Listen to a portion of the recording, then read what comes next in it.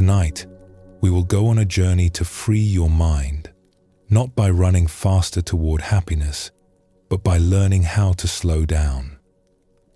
How does one cultivate a mind that naturally inclines toward peace, toward appreciation, toward seeing the light even in dark places? The answer, as you will discover, has little to do with effort and everything to do with stillness. It is not something you must force into being. It is something you uncover, like removing clouds to reveal a sun that was shining all along. Before we begin, feel free to share what time it is and where you're listening from. The Buddha once said, "Peace comes from within. Do not seek it without." In the teachings that follow, we will explore what this truly means. We will walk slowly together, and in that slowness, discover what has been waiting for us all along. Take a slow, deep breath. Let's begin our journey together. We live in a world that constantly tells us how we should feel. When tragedy strikes, we are told to stay strong. When anxiety grips us, we are told to relax. When sadness settles into our bones, we are told to cheer up. And perhaps most frequently of all, when life becomes difficult, we are told to be positive. This instruction, though offered with kindness, often lands like a stone in our hearts. Because there is a vast distance between understanding that positivity helps and actually feeling positive. The instruction assumes that attitude is a choice, like selecting an item from a menu. I will have the positive outlook today, please. But anyone who has struggled knows that the mind does not work this way. You cannot simply flip a switch and illuminate a dark room within yourself. And so we find ourselves in a strange predicament. We know, intellectually, that people with positive attitudes tend to heal faster, cope better, and find more joy in ordinary moments. Studies have confirmed this again and again. A positive mind is correlated with better outcomes in illness, in grief, in the countless challenges that life presents. This knowledge is everywhere. It surrounds us like water surrounds a fish. And yet, for many people, it remains entirely out of reach. The problem is not with the destination. The problem is that no one has shown us the path. When someone tells you to be positive and you cannot manage it, you feel worse than before. Now you have your original suffering, plus the added suffering of failing at the supposedly simple task of adjusting your attitude. You become frustrated with yourself.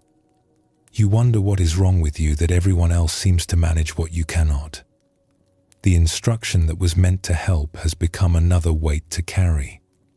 This is not a failure of willpower. This is not a character flaw. This is simply the result of trying to force something that cannot be forced. Positivity, genuine positivity, does not come from effort. It does not come from determination or discipline or repeating affirmations in the mirror. It comes from something else entirely. Something simpler, and yet something that our busy modern lives have made increasingly rare. It comes from stillness. The Buddha taught that within each of us, there is already a natural state of peace and clarity. We do not need to create it. We do not need to import it from somewhere else. We only need to stop obscuring it. Like a lake that becomes clear when the mud settles, the mind becomes peaceful when we stop stirring it. But what does this actually mean? How does one stop stirring the mind? And how does stillness translate into the positive attitude we have been seeking? Let us explore a story that illuminates this beautifully.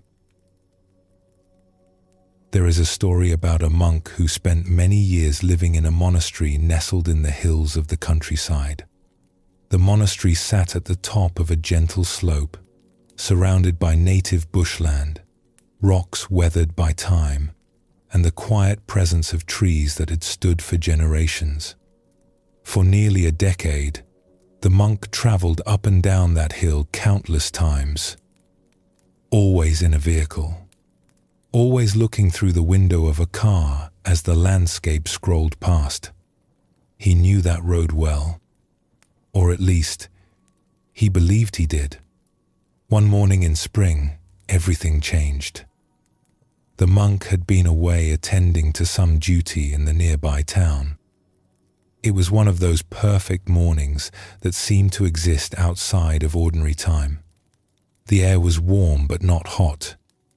The sky held that particular quality of light that makes everything seem gentle and new. As the car approached the base of the hill, the monk felt something stir within him. Perhaps it was the beauty of the morning. Perhaps it was the unusual sense of spaciousness in his schedule. Perhaps it was simply that the conditions were right for something to shift. "Stop here," he said to the driver. "I will walk the rest of the way." This was not for exercise. This was not for any particular purpose at all. It was simply that the morning was too beautiful to experience from behind glass, and there was nowhere he urgently needed to be. So he stepped out of the car and began to walk. What happened next surprised him deeply. As he took his first steps along the familiar road, he looked around and experienced a profound disorientation. For a moment, he genuinely did not recognize where he was. This was impossible, of course.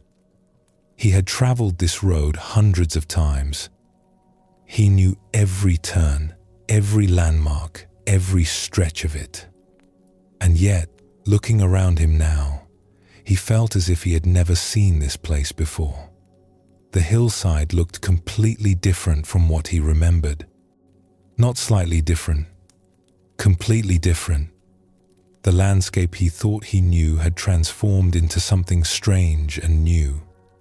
He saw things he had never noticed, details that had somehow remained invisible to him through all those years of passing by. The road he thought was so familiar was revealing itself to be a place he had never truly visited at all. This is worth pausing to consider. How is it possible to travel the same path for years and never see it? How can we move through spaces day after day and remain blind to what is right in front of us?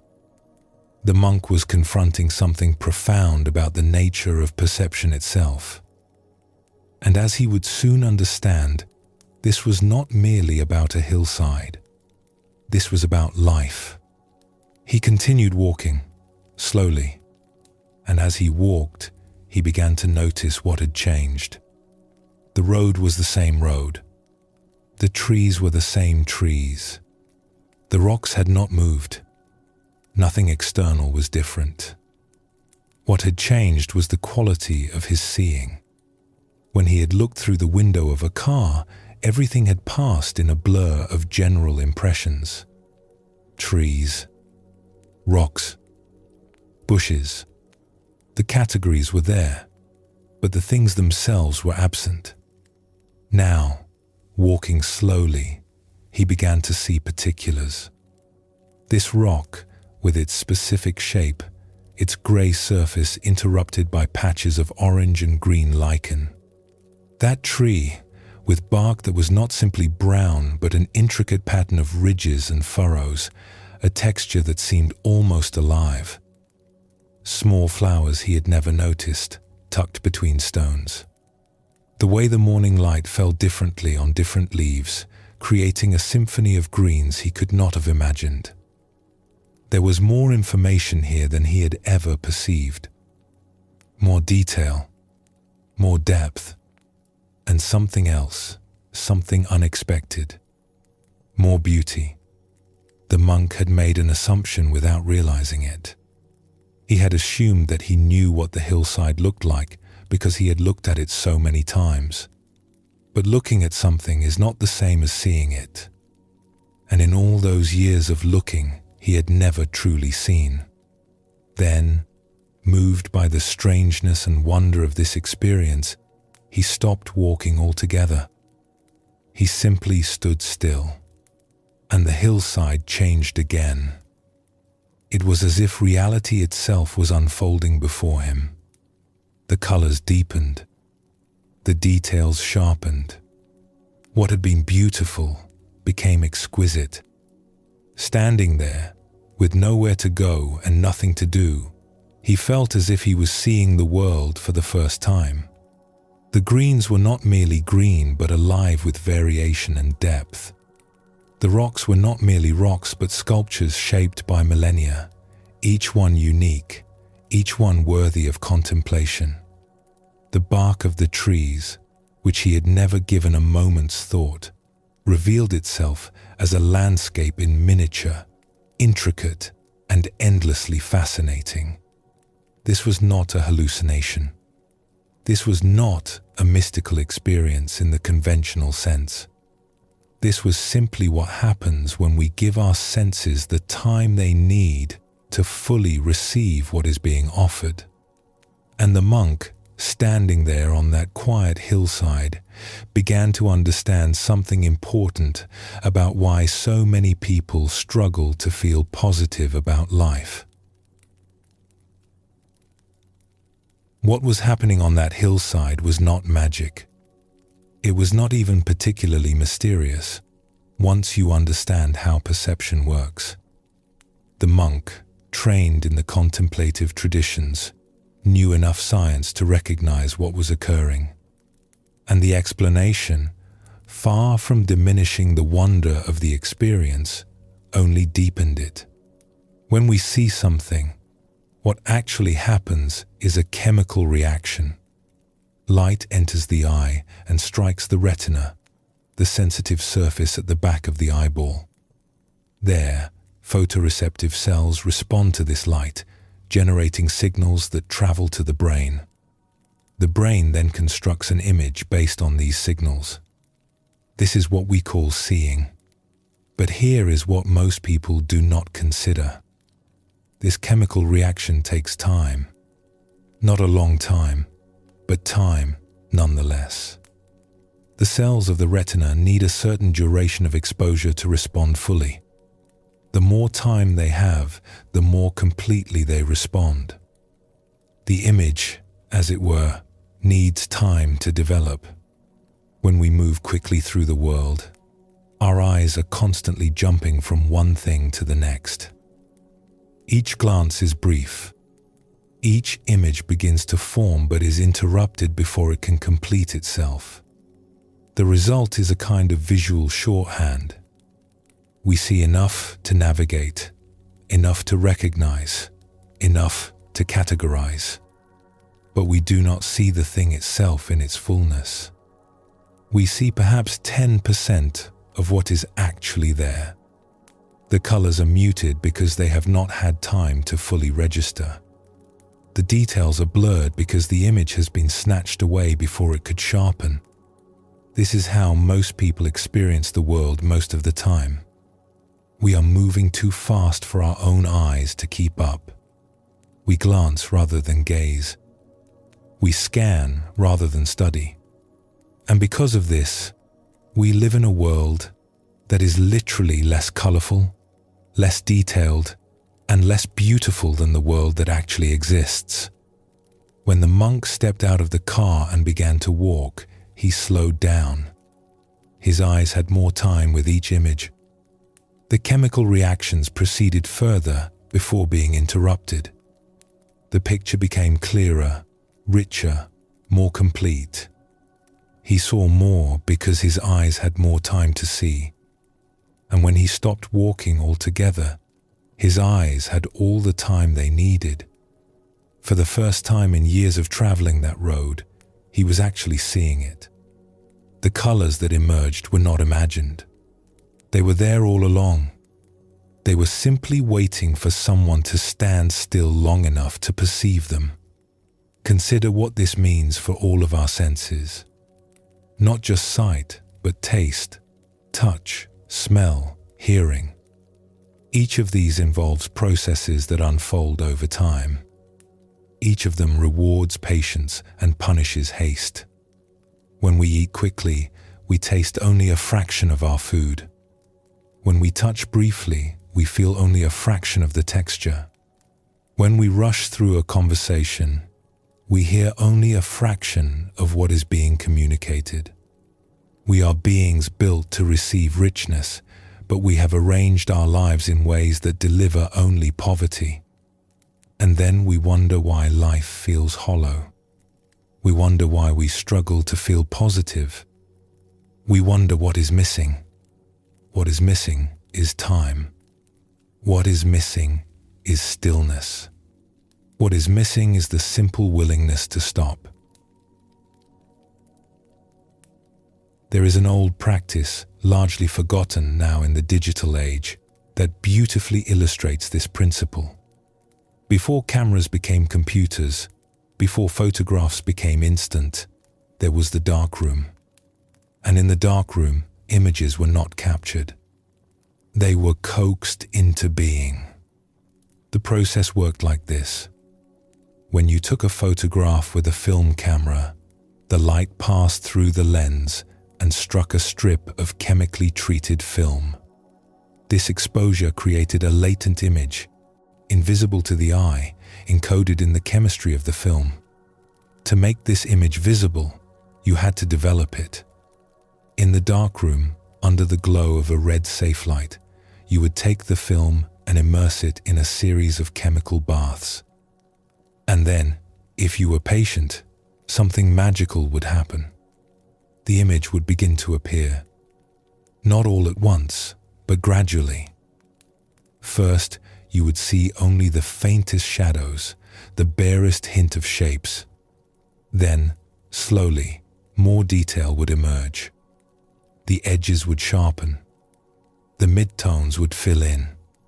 And finally, the full photograph would reveal itself, rich with detail you could not have guessed was there at the beginning. But here is the crucial thing. If you removed the photograph too soon, if you grew impatient and pulled it from the chemicals before the process was complete, the image would be incomplete. It would be washed out, vague, missing its depth and color. The information was there, encoded in the chemistry, but you had not given it time to manifest. This is precisely what we do with life. We take our experiences from the developer too soon. We glance at the world and pull our attention away before the image has time to fully form. And so we live surrounded by washed out, vague impressions of things that are actually vivid, sharp, and beautiful. We see the beginning of life's photographs, but never their completion. The monk on the hillside had accidentally discovered what it means to leave life in the developer long enough. And what emerged was not a faded impression, but a masterpiece. This understanding illuminates something important about modern life. We have built a civilization devoted to speed. We celebrate efficiency. We worship productivity, stated DMI. We measure success by how much we can accomplish in how little time. And in doing so, we have systematically robbed ourselves of the very richness that makes accomplishment worthwhile. Think of how most people move through their days. They wake to an alarm, a jarring interruption of natural rhythms. They hurry through morning routines, barely tasting their breakfast, barely noticing the transition from sleep to wakefulness. They commute in vehicles or trains, sealed away from the world in metal boxes, watching the landscape blur past the windows. At work, they jump from task to task, from meeting to meeting, from screen to screen. In the evening, They consume entertainment that flickers by at 24 frames per second, images changing so fast that the eye cannot linger on any single one. And then they fall into bed, exhausted, only to repeat the cycle the next day. This is life viewed through the window of a fast car. And from inside that car, the world looks dull, grey, devoid of magic. Not because the world has become dull, but because we are moving too fast to see otherwise. We catch glimpses and mistake them for the whole picture. We see the category and miss the particular. We know that there are trees along the road, but we have no idea what the bark looks like. And then we are told to be positive, and we cannot understand why it is so difficult. The monk's experience reveals a different possibility. What if the beauty we are seeking is already here? What if the richness we crave is present all around us, waiting only for us to slow down enough to perceive it? What if positivity is not something we must generate, but something we naturally feel when we finally experience life fully? This is the essence of what the Buddha taught about mindfulness. Not a technique for escaping the world, but a way of finally arriving in it. The present moment, when fully inhabited, reveals itself as far more vivid and alive than anything we could imagine. But we must stop running past it to discover this truth. As the ancient teaching reminds us, the trouble is, you think you have time. We rush because we believe there will always be more time later, a better moment waiting somewhere ahead. But the only moment that exists is this one. And if we hurry through it, we have not saved time. We have wasted the only time there is. Let us return to the monk on the hillside, standing still, watching the world reveal itself. What struck him most powerfully was not any single detail, but the transformation of the ordinary into the extraordinary. Grass. Simple grass. The kind you walk past every day without a thought. Standing there, really seeing it, the grass became something else entirely. The green was not just green. It was alive. It vibrated with an intensity that seemed almost impossible. There were variations in shade that he had never noticed, gradations of light and shadow, movements in the breeze that created patterns like waves on an ocean. This was not special grass. This was ordinary grass, seen with extraordinary attention. And the attention transformed it utterly.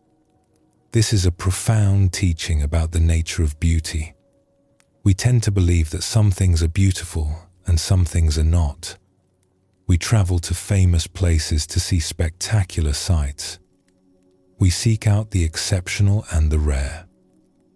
But beauty, true beauty, is not a property of certain special objects. Beauty is what emerges when we meet anything with full attention. The spectacular sights are spectacular because they force us to stop and look. They are big enough, dramatic enough, novel enough to interrupt our usual hurrying. But the truth is that every rock, every leaf, every blade of grass holds the same beauty. We have simply been moving too fast to discover it. The Zen masters understood this well. They spoke of beginner's mind, the quality of perception that sees everything as if for the first time. In the beginner's mind, there are many possibilities, taught one master. In the expert's mind, there are few. The monk on the hillside had accidentally recovered beginner's mind. He had seen that road so many times that he thought he knew it. But the knowing was a kind of blindness. When he finally stopped, when he finally looked with fresh eyes, the familiar became strange and wonderful. This possibility is available to all of us at any moment. We do not need to travel anywhere special. We do not need to wait for perfect conditions. We only need to stop where we are and truly look. The beauty has been waiting all along. We have simply been too busy to notice. So what does this mean for you, sitting or lying or walking wherever you are right now, listening to these words? It means that the positive attitude you have been seeking may be much closer than you think. It means that the problem is not with life, but with the speed at which you have been living it. It means that the colors have been there all along, waiting for you to stand still long enough to see them. This is not a metaphor. This is not a poetic way of speaking about something abstract. This is as literal and practical as the chemistry of your own eyes. When you slow down, you perceive more. When you perceive more, you discover beauty that was invisible before. When you discover beauty, something in you naturally responds with appreciation, with wonder, with what can only be called positivity.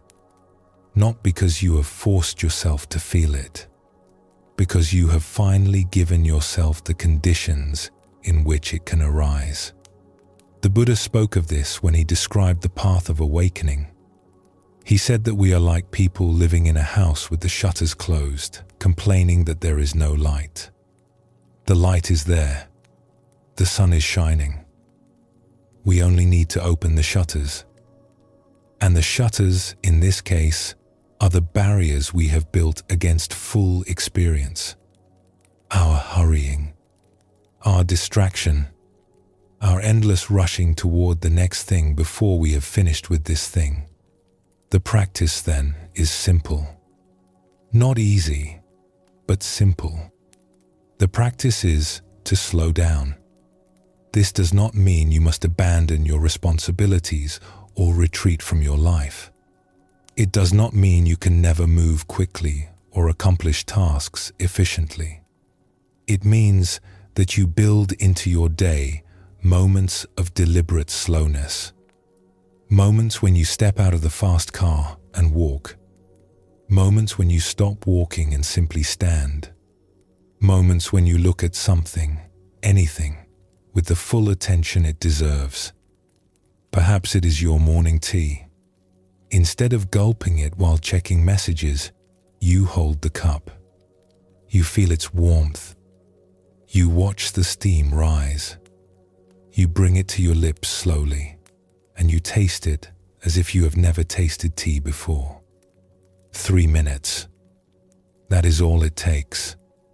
And in those 3 minutes, you have practiced the same art the monk practiced on the hillside. Perhaps it is the view from your window. Instead of glancing at it as you pass, you stop. You stand there for 30 seconds, or a minute, or 2 minutes. You look, not thinking about what you see, not categorizing or judging, but simply receiving what your eyes can show you when given time. Perhaps it is a person's face. Instead of half listening while thinking about what you will say next, you look at them. You see the particular lines and colors and expressions that make them who they are. You let their face develop fully in your perception, like a photograph emerging in the darkroom. These small practices accumulate. Each moment of true seeing reminds you what life actually tastes like. And that reminder, repeated day after day, begins to shift something fundamental in your orientation toward existence. You stop needing to force positivity, because positivity arises naturally from the experience of beauty. And beauty, you now know, is everywhere. You only have to slow down to see it. There is a hidden world that exists alongside the one you know. It is not in some other dimension. It is not accessible only to mystics or saints. It is right here, right now, in the very place where you are sitting. But it is hidden from those who move too fast. In this hidden world, colors are richer and more varied than anything you have seen. In this hidden world, textures speak to you, revealing stories written in wood, grain and stone and skin. In this hidden world, ordinary moments contain everything you have been searching for. Not happiness as an achievement, but happiness as a natural response to finally being present. The monk who walked up the hillside that morning discovered this hidden world by accident. But you do not need to wait for accident. You can choose, right now, to slow down. You can choose, right now, to give your senses the time they need. You can choose, right now, to step out of the fast car and walk. And when you do, the world will begin to change. Not because anything external is different, but because you are finally seeing what was always there. The hillside you thought you knew will become strange and new. The life you thought was ordinary will reveal itself as extraordinary. And the positive attitude you have been straining to achieve will arise on its own, as naturally as breath, as inevitably as spring following winter. This is the first teaching. This is where the path begins. Not with effort, but with stillness. Not with striving, but with allowing. Not with forcing yourself to feel what you do not feel, but with giving yourself the conditions in which true feeling becomes possible. Stand still. Look closely. Let the image develop. The beauty has been waiting for you all along. Take a moment now to pause. There is no hurry to continue. Perhaps close your eyes. Perhaps take 3 slow breaths. Perhaps look at something near you, anything at all, and give it the gift of your full attention. The teaching is not only in the hearing. The teaching is in the doing. When you are ready, we will continue together.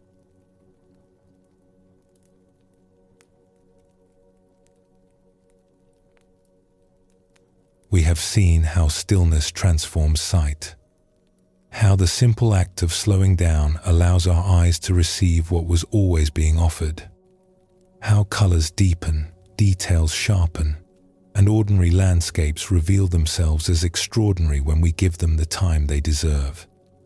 But sight is only one doorway into experience. We have been given many doorways, and each of them operates by the same principle. Each of them rewards patience. Each of them punishes haste. Each of them holds treasures that most people never discover, simply because they are moving too fast to receive them. The Buddha spoke of the 6 sense doors: seeing, hearing, smelling, tasting, touching, and thinking. Through these doors, he taught, the entire world enters our experience. There is no other way to know anything. Every joy you have ever felt, every beauty you have ever encountered, every moment of peace or wonder or love has come to you through one of these doorways. They are not merely biological functions. They are the sacred portals through which life itself reaches us. And yet, how carelessly we treat them. How little attention we pay to these miraculous gates. We rush past them as if they were mere servants, background processes that require no consideration. We glance without seeing. We hear without listening. We touch without feeling. We eat without tasting. And then we wonder why life seems thin, why satisfaction eludes us, why we feel hungry even when we have consumed so much. The problem is not that life offers too little. The problem is that we receive too little of what life offers. We are like people dying of thirst while standing in the rain, simply because we have forgotten to open our mouths. In this teaching, we will explore what happens when we bring the same quality of stillness we discovered on the hillside to all of our senses. We will discover that the richness available to us is beyond anything we have imagined. And we will learn practical ways to open these doors more fully, allowing life to nourish us as it was always meant to do. Consider for a moment the implications of what we learned about sight. When we move too quickly, we receive perhaps 10% of the visual information that is available. The colors are muted. The details are blurred. The image does not have time to fully form. We see a sketch of reality rather than the painting itself. Now extend this understanding to every other sense. When we eat quickly, how much of the taste are we actually receiving? When we listen while distracted, how much of the sound actually reaches us? When we touch briefly and move on, how much of the texture do we perceive? The answer is troubling. Most people, most of the time, are experiencing only a small fraction of what is being offered to them. They are living in a world that is literally less vivid, less flavorful, less textured, less musical than the world that actually exists. Not because their senses are defective, but because they have never learned to use them properly. This has profound implications for happiness. We spend enormous energy seeking out pleasurable experiences. We travel to beautiful places. We buy expensive food and wine. We pursue relationships and achievements and possessions, all in the hope that they will make us feel something. But if we are only capable of receiving 10% of any experience, then even the most extraordinary circumstances will yield only ordinary results. We are trying to fill a cup that has a hole in the bottom. No matter how much we pour in, it drains away before we can drink. The solution is not to seek more experiences. The solution is to receive more fully the experiences we already have. A simple meal, eaten with complete attention, can nourish the soul more deeply than a feast consumed while distracted. A walk through an ordinary neighborhood, taken slowly and with presence, can satisfy more than an expensive vacation rushed through with a camera. This is not deprivation. This is abundance. When you learn to receive fully, you discover that you already have access to more richness than you could ever exhaust. The world is overflowing with beauty and pleasure and meaning. We have simply been too hurried to notice. There is a story that illustrates this beautifully.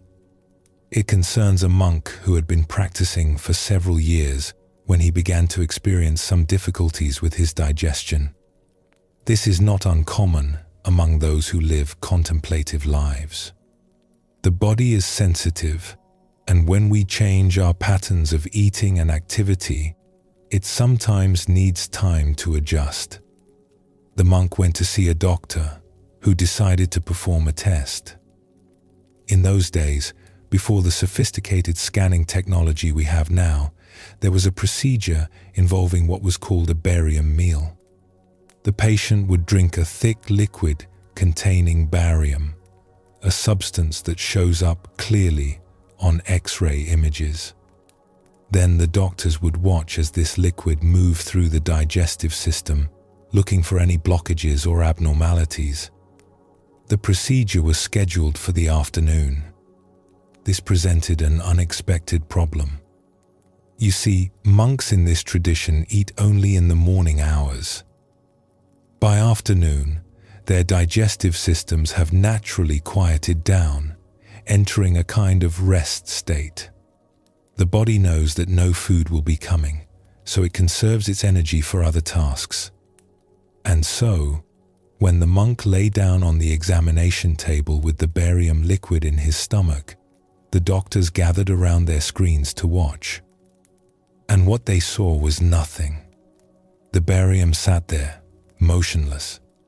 The stomach, accustomed to its afternoon rest, showed no interest in processing this unexpected visitor. Minutes passed. The doctors grew puzzled. The procedure could not continue until the digestive system engaged. Then, one of the nurses had an idea. She leaned close to the monk and said, "Think of your favorite food." The monk closed his eyes. Perhaps he thought of a particular dish from his childhood. Perhaps he remembered a meal shared with loved ones. Perhaps he simply imagined something delicious, steaming and fragrant, placed before him.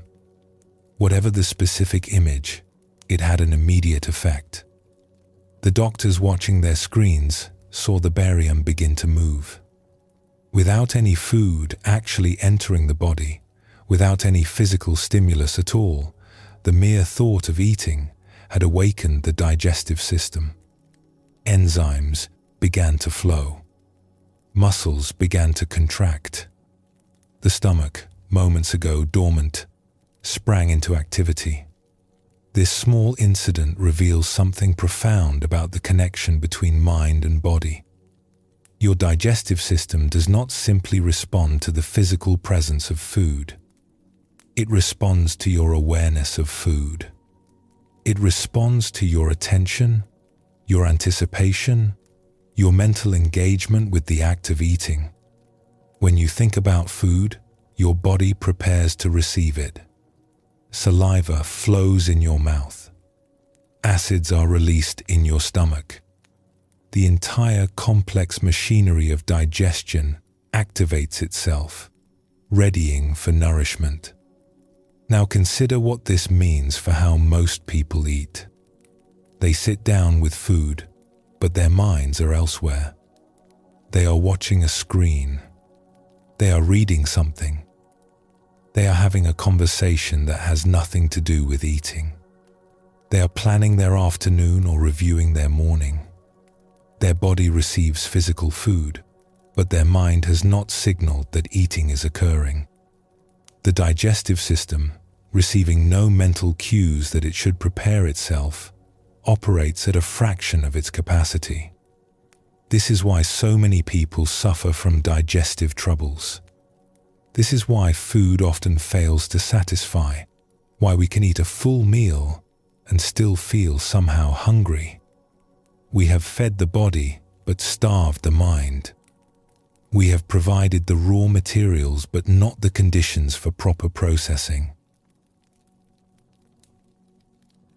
In many contemplative traditions, meals are taken in silence.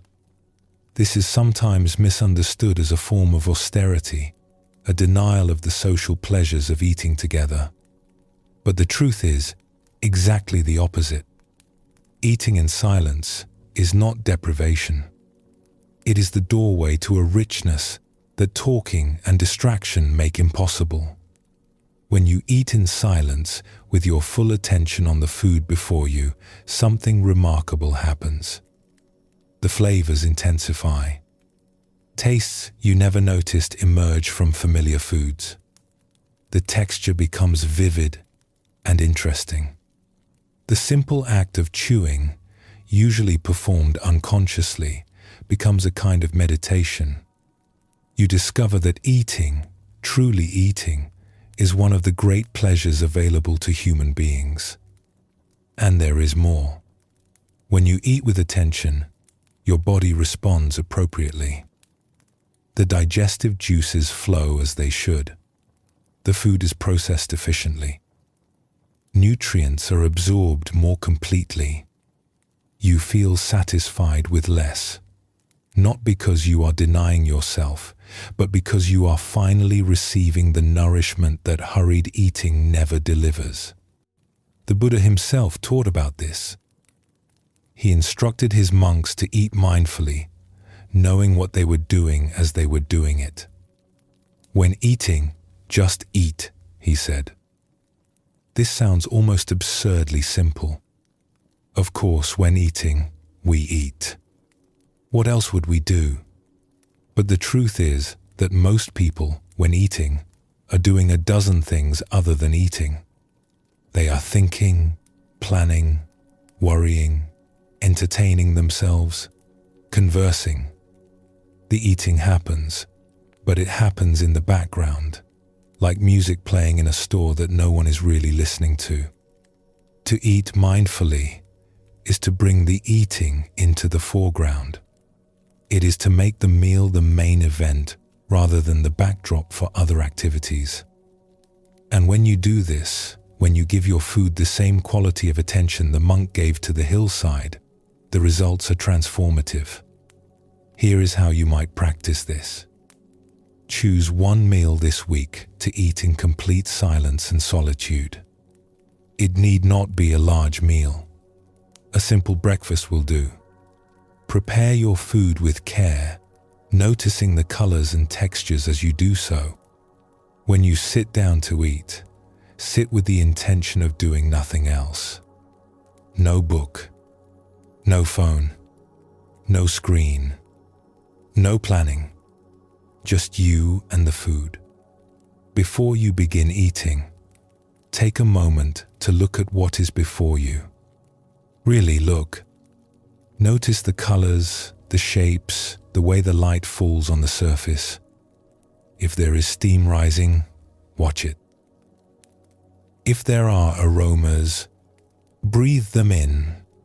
Ride aromas, breathe them in. Let your senses begin to engage before the first bite. Then, when you take that first bite, do so slowly. Feel the texture against your tongue. Notice the initial flavors and how they change as you chew. Chew more slowly than you normally would.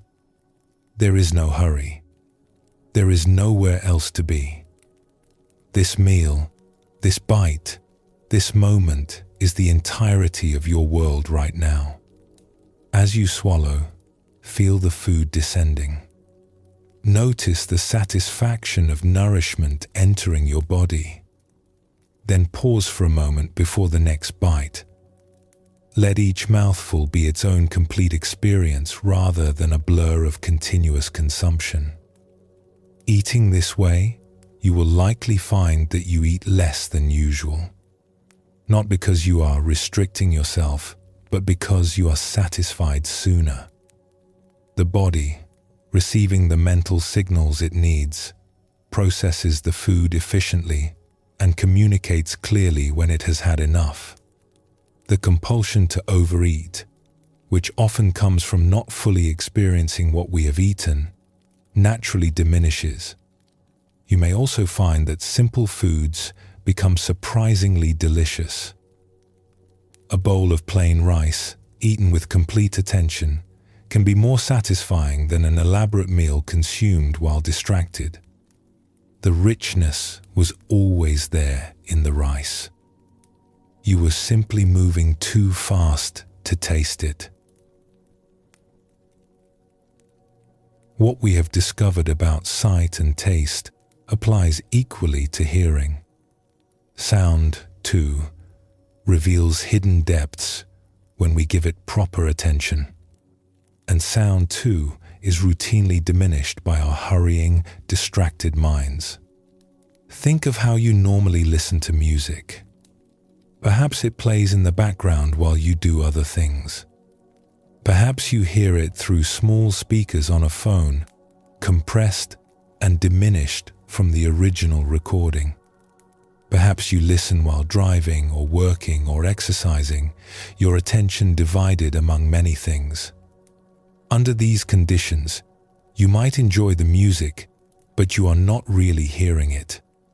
You are hearing a sketch, a suggestion, a fraction of what the musicians created. Now imagine listening differently. Imagine sitting in a quiet room with nothing else to do. Imagine good speakers or headphones that can reproduce the full range of sound. Imagine closing your eyes and giving the music your complete attention, as if it were the most important thing in the world, because in that moment, it is. Under these conditions, familiar songs become new. You hear instruments you never noticed. You perceive subtleties of rhythm and harmony that were always present but never registered.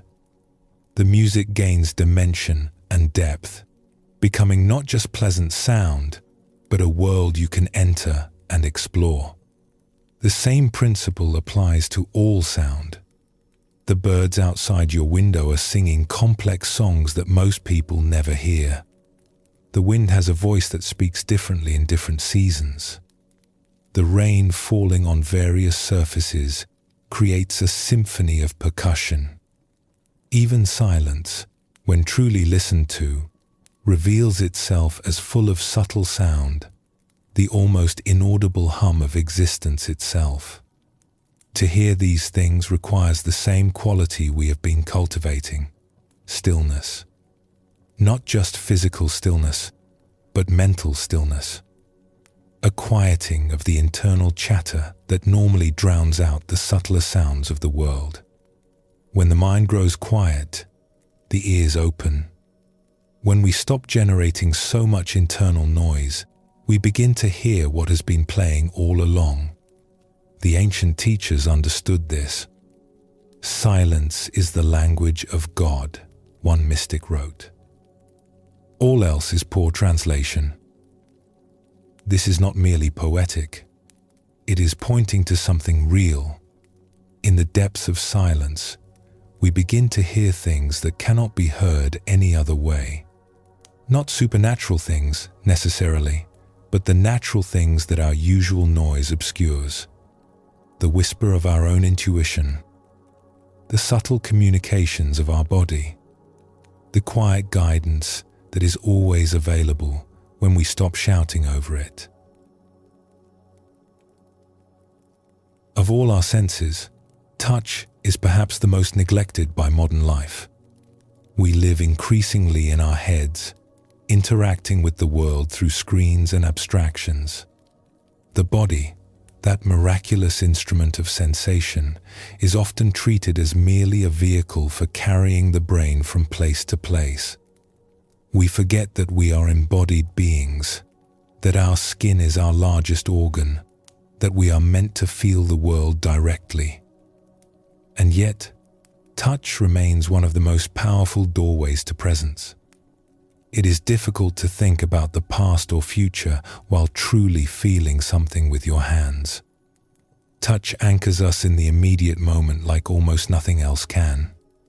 Consider the difference between touching something casually and touching it with full attention. Pick up any object near you right now. Hold it without really attending to it, the way you normally hold things. Notice how little information you receive. Now close your eyes and bring your complete attention to your fingertips. Explore the object as if you had never encountered anything like it before. Feel its weight, its temperature, its texture. Notice the subtle variations across its surface. Let your fingers read it like braille. The difference is remarkable. The same object, held in the same hand, becomes an entirely different experience when met with full attention. Details emerge that were completely invisible before. The object becomes interesting, even fascinating, regardless of what it is. A stone, a piece of wood, a simple cup can become a source of genuine discovery when touched with presence. This principle extends to all physical experience. The feeling of water on your skin in the shower, the sensation of your feet meeting the ground as you walk, the pressure of the chair supporting you right now, the touch of clothing against your body. All of these are happening continuously, but most of the time we do not feel them. They occur below the threshold of awareness, processed by the body but not experienced by the conscious mind. To bring awareness to touch is to reclaim a vast territory of experience that has been abandoned. It is to re-inhabit your own body, to come home to physical existence. And in that homecoming, there is a kind of peace that cannot be found any other way. The body, when truly inhabited, is not a source of anxiety or dissatisfaction. It is a source of grounding, of simple presence, of being fully here in a world that can only be touched right now. We have been exploring the senses one by one, but in lived experience, they do not operate in isolation. Right now, as you listen to these words, you are also seeing, or perhaps sitting in darkness. You are feeling the temperature of the air, the pressure of surfaces against your body. You may be aware of smells in your environment, tastes lingering in your mouth. All of these streams of sensation are flowing simultaneously, weaving together into the unified fabric of this moment. When we slow down, we begin to notice this weaving. We begin to experience life not as a series of isolated sensory events, but as a rich, integrated whole. The sound of a bird becomes connected to the sight of trees moving in wind, which connects to the feeling of breeze on skin, which connects to the smell of growing things. Each sense enriches the others. Each doorway opens onto the same vast room of presence. This is what the contemplatives mean when they speak of being fully present. Not attentive to one thing at the expense of everything else, but attentive to the fullness of immediate experience. Not narrowly focused, but widely open. Receiving all that is offered through all the doorways at once. In this state, the artificial problem of needing to be positive dissolves entirely. When you are fully present to the richness of sensory experience, positivity is not something you must manufacture. It arises naturally as a response to the overwhelming gift of being alive in a body, in a world, in this irreplaceable moment. You do not need to convince yourself that life is good. You feel it directly, through every nerve and cell. The Buddha described this as clear comprehension, one of the foundations of mindfulness. It is knowing what is happening while it is happening through all the channels by which experience reaches us. It is not a special state reserved for advanced practitioners. It is simply what happens when we stop interfering with our own experience, when we stop rushing and filtering and abstracting, when we allow ourselves to simply be here, sensing what is to be sensed. There is a teaching story about a poor farmer who worked hard all his life on a small plot of land. He struggled to feed his family, always worried about money, always feeling that he did not have enough. When he died, his children inherited the land and decided to dig a well to irrigate the fields. And there, just beneath the surface where their father had walked every day of his life, they discovered a vast deposit of precious gems. The farmer had been wealthy beyond imagination all along. He simply had never looked beneath his feet. This story points to something essential about the practice we are exploring. We are not trying to acquire something we lack. We are trying to discover something we already possess. The richness of sensory experience, the profound nourishment available in every moment, the joy that arises from full presence, none of these need to be created or achieved. They are already here, just beneath the surface of our hurried lives, waiting to be uncovered. The tragedy is not that life is poor. The tragedy is that we walk over treasure every day without knowing it. We rush past miracle after miracle in our pursuit of some future satisfaction that we believe will finally make us happy. Meanwhile, happiness is available right now, in the feeling of breath entering the body, in the sight of light falling through a window, in the taste of simple food eaten with attention. We are beggars sitting on boxes of gold. The practice of deep perception is not about adding something to your life. It is about removing the obstacles to receiving what is already being offered. It is about slowing down enough to actually experience the wealth that surrounds you. It is about opening the doors that you have unconsciously kept closed. When you do this, when you begin to live in the full dimensionality of sensory experience, something shifts in your relationship to life. The constant seeking relaxes. The restless wanting quiets. You discover that this moment, any moment, is enough. Not because you have lowered your standards or resigned yourself to less, but because you have finally realized how much has been available all along. As the ancient text says, enough is a feast.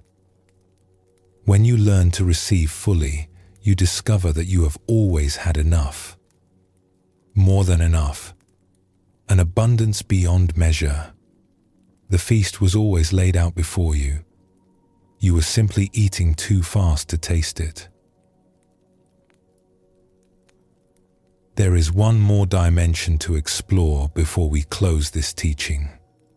The full engagement of our senses is not only a path to enjoyment and presence, it is also a path to healing.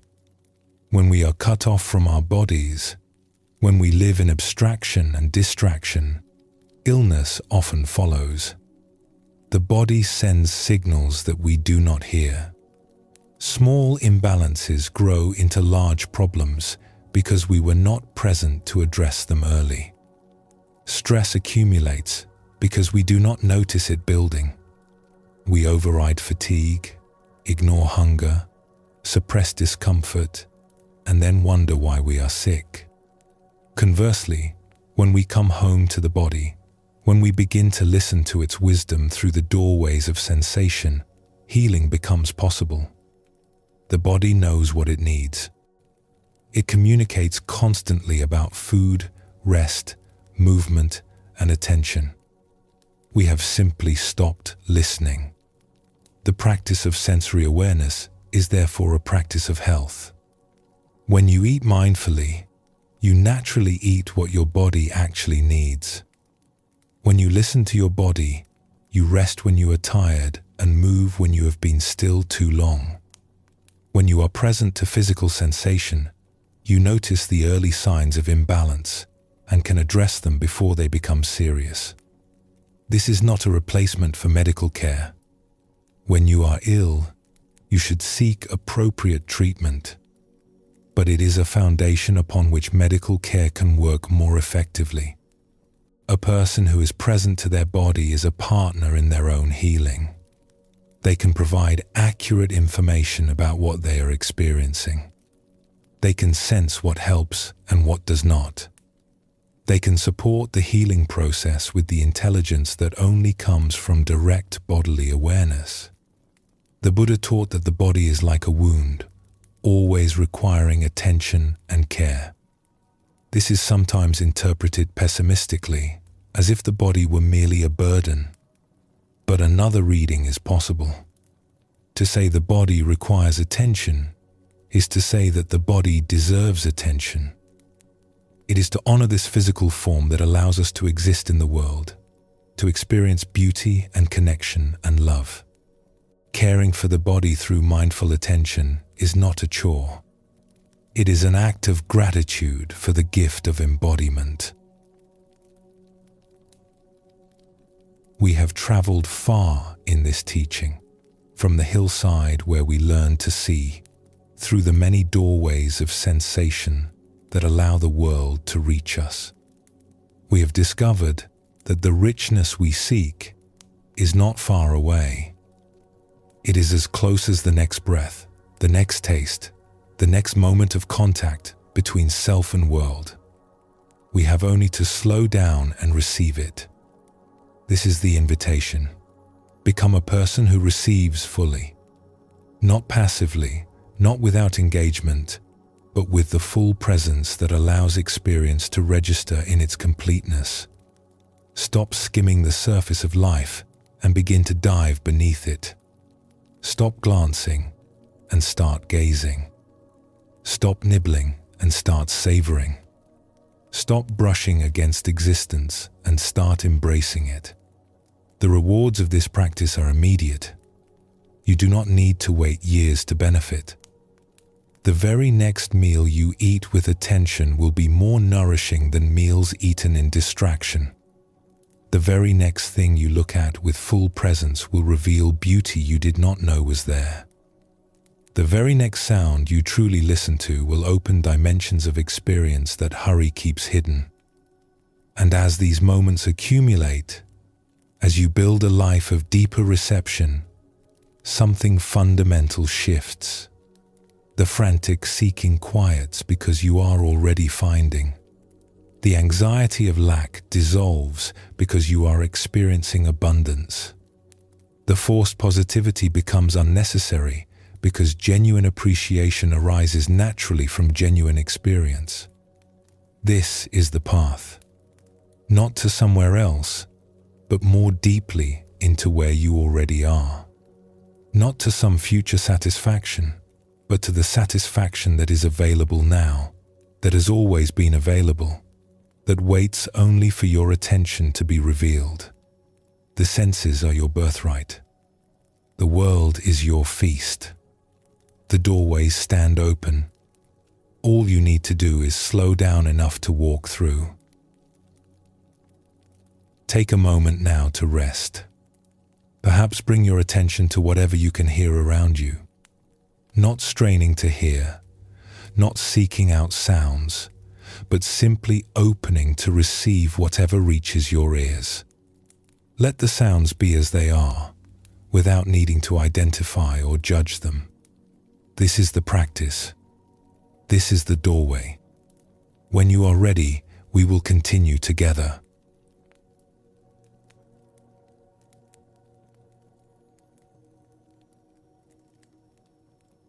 We have learned to see the hidden beauty in a hillside. We have learned to taste the hidden richness in simple food. We have learned that stillness opens doorways to dimensions of experience that hurry keeps forever closed. But now we come to a more challenging teaching. Now we must ask, can the same principle be applied to people? It is one thing to slow down and perceive the exquisite texture of bark on a tree. Trees do not judge us. They do not carry histories of harm. They do not trigger our fears or resentments. Looking deeply at nature is relatively easy because nature does not look back with complicated eyes. But human beings are different. When we look at another person, we bring all our assumptions, our categories, our past experiences. We see their surface and believe we know their depths. We see their actions and believe we know their essence. We judge quickly and move on, just as we once glanced at the hillside through a car window and thought we knew what was there. What happens when we bring the same quality of stillness, the same patient attention, to another human being? What do we see when we stop long enough to let the image fully form? This is the question at the heart of compassion. And the answer, as we shall discover, has the power to heal not only the one who is seen, but also the one who sees.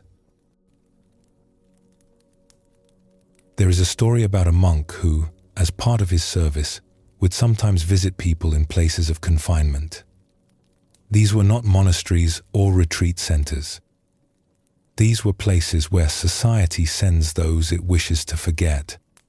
Prisons, secure facilities, places behind high walls and locked doors where people live with the weight of their worst moments defining their entire existence. The monk did not go to these places to preach or to convert. He went simply to be present with those who had been abandoned by almost everyone else. He went to sit with them, to listen to them, to look at them with eyes unclouded by judgment. Now, you might imagine that this would be difficult. These were not people who had made small mistakes. Some had caused terrible harm.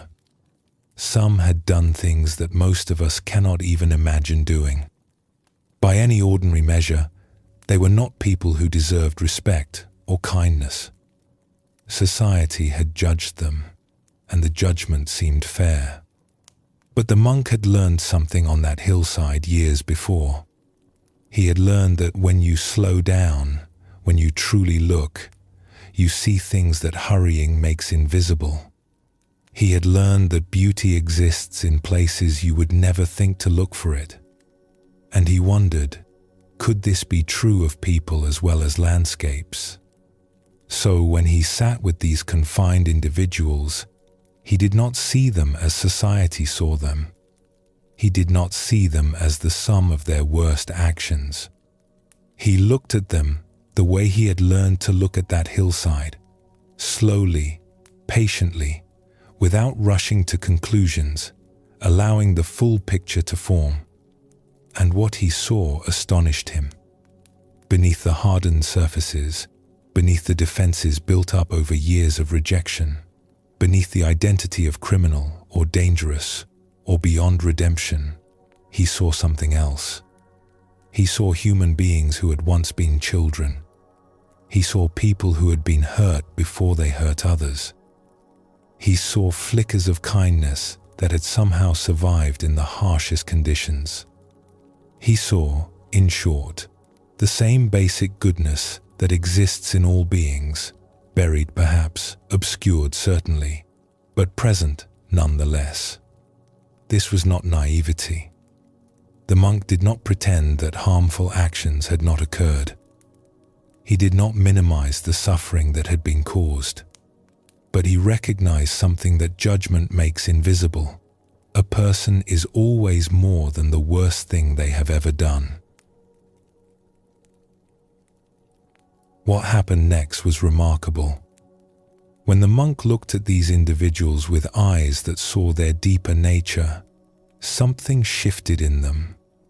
It was subtle at first, barely perceptible, but over time, it became unmistakable.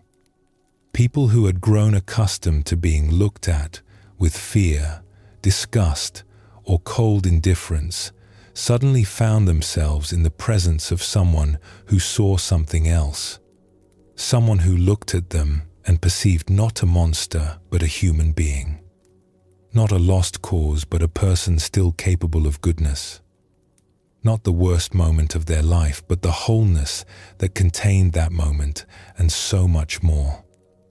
This experience of being truly seen is one of the most powerful forces in human psychology.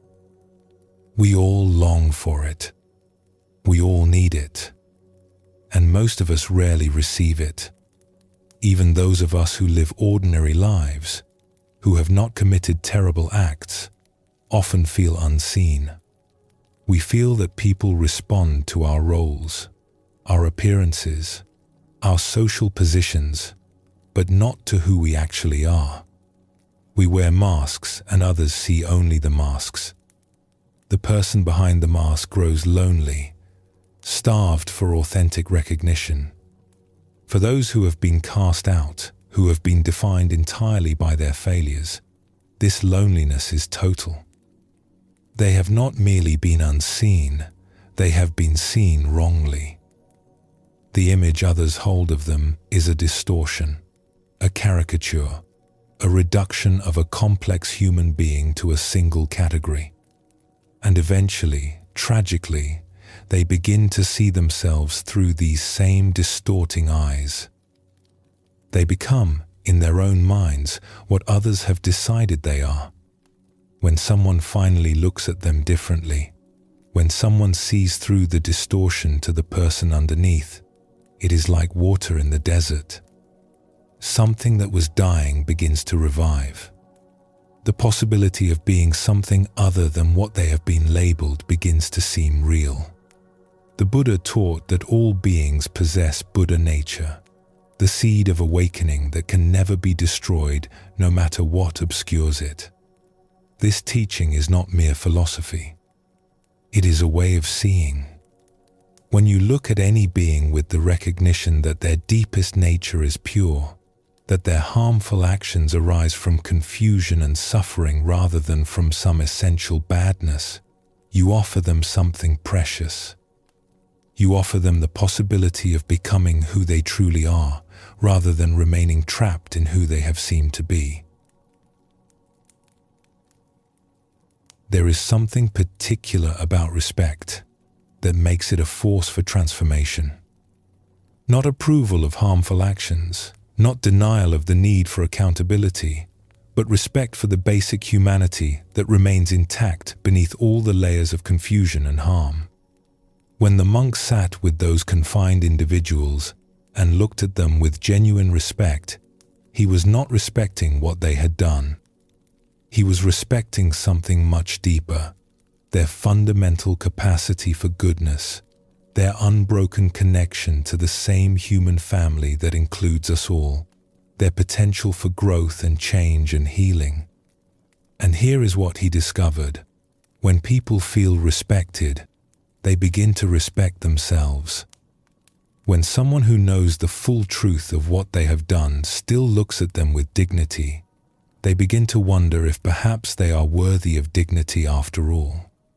When someone sees beauty in them, they begin to look for that beauty themselves. This is not a quick fix. This is not a single conversation that undoes years of damage. But it is the beginning of something. It plants a seed. And given time and the right conditions, seeds grow. The monk observed that some of those he visited began to change. Not because he lectured them or tried to reform them, but simply because he saw them differently. They began to access parts of themselves that had been buried under shame and rejection. They began to nurture those parts instead of the parts that caused harm. They began, slowly, to become the person that someone had finally seen in them. This is what the Buddha meant when he spoke of watering wholesome seeds.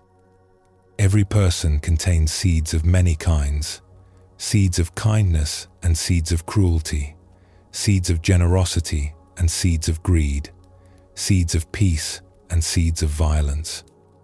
Which seeds grow depends largely on which seeds are watered. And one of the most powerful ways to water a seed is to recognize it, to see it, to acknowledge its existence. When we look at someone and see only their faults, we water those seeds of fault. We reinforce the identity they have built around their worst qualities. But when we look at someone and see their goodness, even if that goodness is barely visible, we water different seeds entirely. We give those seeds of goodness the recognition they need to grow. There is a story about a visit to a place of healing for those who struggle with mental illness. This was not a grim institution of the old kind, where patients were merely contained and managed. This was a modern facility, staffed by people who had thought deeply about what healing actually requires. After speaking with the staff there, the monk learned something that stayed with him for years afterward. The philosophy of this place was different from what he had encountered elsewhere. Instead of focusing primarily on what was wrong with each patient, instead of defining them by their symptoms and diagnoses, the staff made a deliberate choice to focus on what was right. They looked for the part of each person that was healthy, functional, capable of connection and growth. They looked for the moments when the person was not dominated by their illness, the hours or minutes when they could think clearly and relate normally and participate in life. And they watered those moments. They nurtured those parts. They built their entire approach to treatment around strengthening what was strong rather than only fighting what was wrong. This was not denial. They did not pretend that the illness did not exist or that the symptoms did not matter. When someone was in crisis, they responded appropriately. But they held a larger vision, a vision that included the whole person, not just the part that was struggling. They remembered, even when the patient could not remember, that there was more to this person than their diagnosis. The monk recognized this immediately as deep wisdom. It was the same principle he had discovered on the hillside, the same principle he applied when visiting those in confinement. It was the recognition that what we focus on grows, that attention is a form of nourishment, that we can choose to nourish health or we can choose to nourish illness, but we cannot do both at once. In Buddhism, this is sometimes called right attention or wise attention. It is not about ignoring what is negative, but about not becoming fixated on it. It is about maintaining a balanced awareness that can acknowledge difficulty while also recognizing the resources available to address it. It is about seeing the whole picture rather than becoming hypnotized by one corner of it. There is a famous teaching about a monk who, in his younger days, helped to build a wall for his monastery. He had never done brickwork before, and when the wall was finished, he was distressed to see that 2 of the bricks were crooked. They stood out, at least to his eyes, as obvious flaws in an otherwise acceptable wall. For years afterward, whenever he looked at that wall, all he could see were those 2 bad bricks. He tried to find ways to cover them or remove them, but it was impossible without dismantling the entire wall. The bad bricks became a source of ongoing frustration, a reminder of his imperfection, a blemish that seemed to grow larger every time he looked. Then one day, a visitor came to the monastery and commented on the beautiful wall. The monk laughed bitterly and said, "Do you not see those 2 crooked bricks? They ruin the whole thing." The visitor looked carefully at the wall and then said something that changed the monk's perspective forever. "I see 2 bad bricks," he said, "but I also see 998 good bricks. Why do you focus only on the 2? This question opened something in the monk's mind. He had been so fixated on what was wrong that he had become blind to what was right. He had allowed 2 bricks out of 1,000 to define his entire experience of the wall. He had taken a structure that was 99.8% successful and treated it as a failure. And he realized that he did the same thing with himself. He focused on his faults, his failures, his mistakes, and allowed them to define his sense of who he was. He overlooked the countless moments of kindness, the years of sincere practice, the genuine progress he had made. He saw only the 2 bad bricks. This is what most of us do, both with ourselves and with others.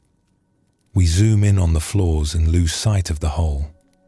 We define people by their worst moments and forget the thousands of moments that were not their worst. We construct identities out of mistakes and then act as if those identities were the complete truth. The practice of positive perception is the practice of seeing the whole wall, not denying that the bad bricks exist, but refusing to let them dominate our vision. Choosing to also see, to equally see, to perhaps even emphasize the good bricks that make up the majority of the structure. We have spoken of looking at others with eyes that perceive their deeper goodness. But there is a more difficult application of this teaching, one that many people struggle with far more than they struggle to see goodness in others. Can you look at yourself this way? The monk who visited places of confinement discovered something troubling in his years of speaking with people. Almost no one, regardless of their circumstances, felt at peace with themselves. The wealthy felt inadequate. The accomplished felt like frauds. The admired felt unworthy of admiration. Even those who seemed to have everything lived with a persistent sense that something was wrong with them, that they were not good enough, that they did not deserve the respect and love they received. This epidemic of low self-worth is one of the great sufferings of our time. It cuts across all boundaries of culture, class, and achievement.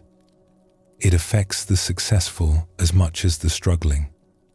It whispers constantly in people's ears that they are not enough, that they must do more, become more, prove more before they can finally be acceptable. Where does this come from? How did we learn to see ourselves with such harsh and unforgiving eyes? Part of it is training. From an early age, we are taught to notice our mistakes and correct them. When we do something wrong, attention is paid. When we do something right, it is often treated as merely expected, not worthy of comment. We learn that errors are significant and successes are normal. We learn to scan for what is wrong with us rather than what is right. Part of it is also a misunderstanding about humility. We believe that acknowledging our goodness would be arrogant, that we must constantly minimize ourselves to be decent people. We confuse self-hatred with modesty. We think that the proper way to be is to always see ourselves as inadequate, always striving, never arriving. But this is not humility. True humility is accurate perception, seeing oneself as one actually is, neither inflated nor deflated. An accurate perception would reveal that every human being, including you, contains tremendous goodness, tremendous capacity, tremendous beauty. To refuse to see this is not modesty. It is a form of blindness. There is a story about a gathering where ordinary people were honored for their service to others. These were not famous people. These were individuals who had spent years, sometimes decades, quietly helping their communities without seeking recognition or reward. Teachers who stayed late for struggling students. Volunteers who showed up week after week at shelters and food banks. Neighbors who checked on the elderly. Ordinary people doing extraordinary things simply because it was right. One by one, they were called forward to receive acknowledgement of their contributions. And one by one, something curious happened. Almost without exception, they deflected the praise. "I do not deserve this," one said. "There are so many others who do more." Another said, "I really have not done anything special. Anyone would have done the same." Another simply looked uncomfortable, as if the recognition were a burden rather than a gift. Watching this, an observer felt a strange mix of emotions. On one hand, the humility of these people was touching. On the other hand, there was something sad about it. Here were individuals who had genuinely earned admiration, who had made real differences in real lives, who had contributed something valuable to the world. And they could not see it. They could not accept that they were worthy of gratitude. They could not look in the mirror and perceive the goodness that everyone else could see. The observer recognized himself in their discomfort. He too struggled to accept praise. He too deflected recognition of his good qualities while dwelling endlessly on his faults. He too looked at himself and saw mostly the two bad bricks. And he wondered, what would happen if we could learn to see ourselves the way we learn to see a hillside? What if we could slow down and look at ourselves with patient, gentle attention, allowing the full picture to form? What if we could perceive our own beauty with the same clarity we can sometimes perceive beauty in nature or in others? There is a fear that prevents many people from seeing their own goodness. They believe that if they acknowledge their positive qualities, they will become arrogant. They will become that insufferable person who brags about themselves, who thinks they are better than others, who loses touch with their genuine humility. This fear is understandable but mistaken. It confuses two very different things. To see your goodness and become puffed up with pride, looking down on others, is indeed a problem. This is what might be called becoming big-headed. But this is not what happens when you genuinely perceive your own beauty. What happens instead is that you become big-hearted. When you truly see the goodness in yourself, something softens. You become gentler with yourself, and this gentleness naturally extends to others. You become more forgiving of your own mistakes, and this makes you more forgiving of everyone's mistakes. You become less defensive, less anxious to prove yourself, less driven by the desperate need to be enough. From this place of inner security, you can offer genuine kindness without any agenda, because you are no longer trying to earn your worth through your actions. The big-headed person is actually someone who does not believe in their own goodness. They are constantly trying to convince themselves and others of their value. Their arrogance is a defense against a deep inner sense of inadequacy. They need external validation because they have no internal foundation. The big-hearted person is the opposite. They have found their own foundation. They have seen their own goodness, not as superiority to others, but as their participation in the goodness that exists in all beings. From this recognition, they can celebrate others without envy and receive praise without discomfort. They can acknowledge their faults without being destroyed by them and recognize their virtues without being inflated by them. This is the fruit of turning the practice of deep perception inward. When you slow down and look at yourself with the same patient attention you give to a hillside or a piece of music, you begin to see what you have been missing. Not a perfect being, free of all faults, but a complex, struggling, beautiful human being, doing your best in a difficult world. Someone worthy of your own compassion. Someone worthy of respect. We began this teaching by asking whether the principle of stillness revealing beauty could be applied to people as well as landscapes. We have seen that it can. We have seen that when we slow down and truly look at another person, even a person who has caused great harm, we can perceive goodness that hurried judgment makes invisible. We have seen that this seeing has the power to heal, to transform, to water the seeds of positive possibility in those who have been written off by the world. And we have seen that the most challenging application of this practice is to ourselves. We have seen that most people live with a crippling inability to perceive their own beauty, and that this blindness causes immense suffering. We have seen that the path out of this suffering is not to force ourselves to believe we are good, but to slow down and look, to give ourselves the same quality of attention we have learned to give to the outer world. The Buddha taught that each being is like a moon. There is always a bright side, even when only the dark side is visible. When we see only the dark side of a person, whether that person is another or ourselves, we are not seeing the whole truth. We are seeing what our hurried, judgmental perception allows us to see, which is always partial, always incomplete. The practice of positive perception is the practice of looking for the bright side, not denying the dark, but refusing to be hypnotized by it. Remembering that the moon is always whole, even when we can only see a sliver.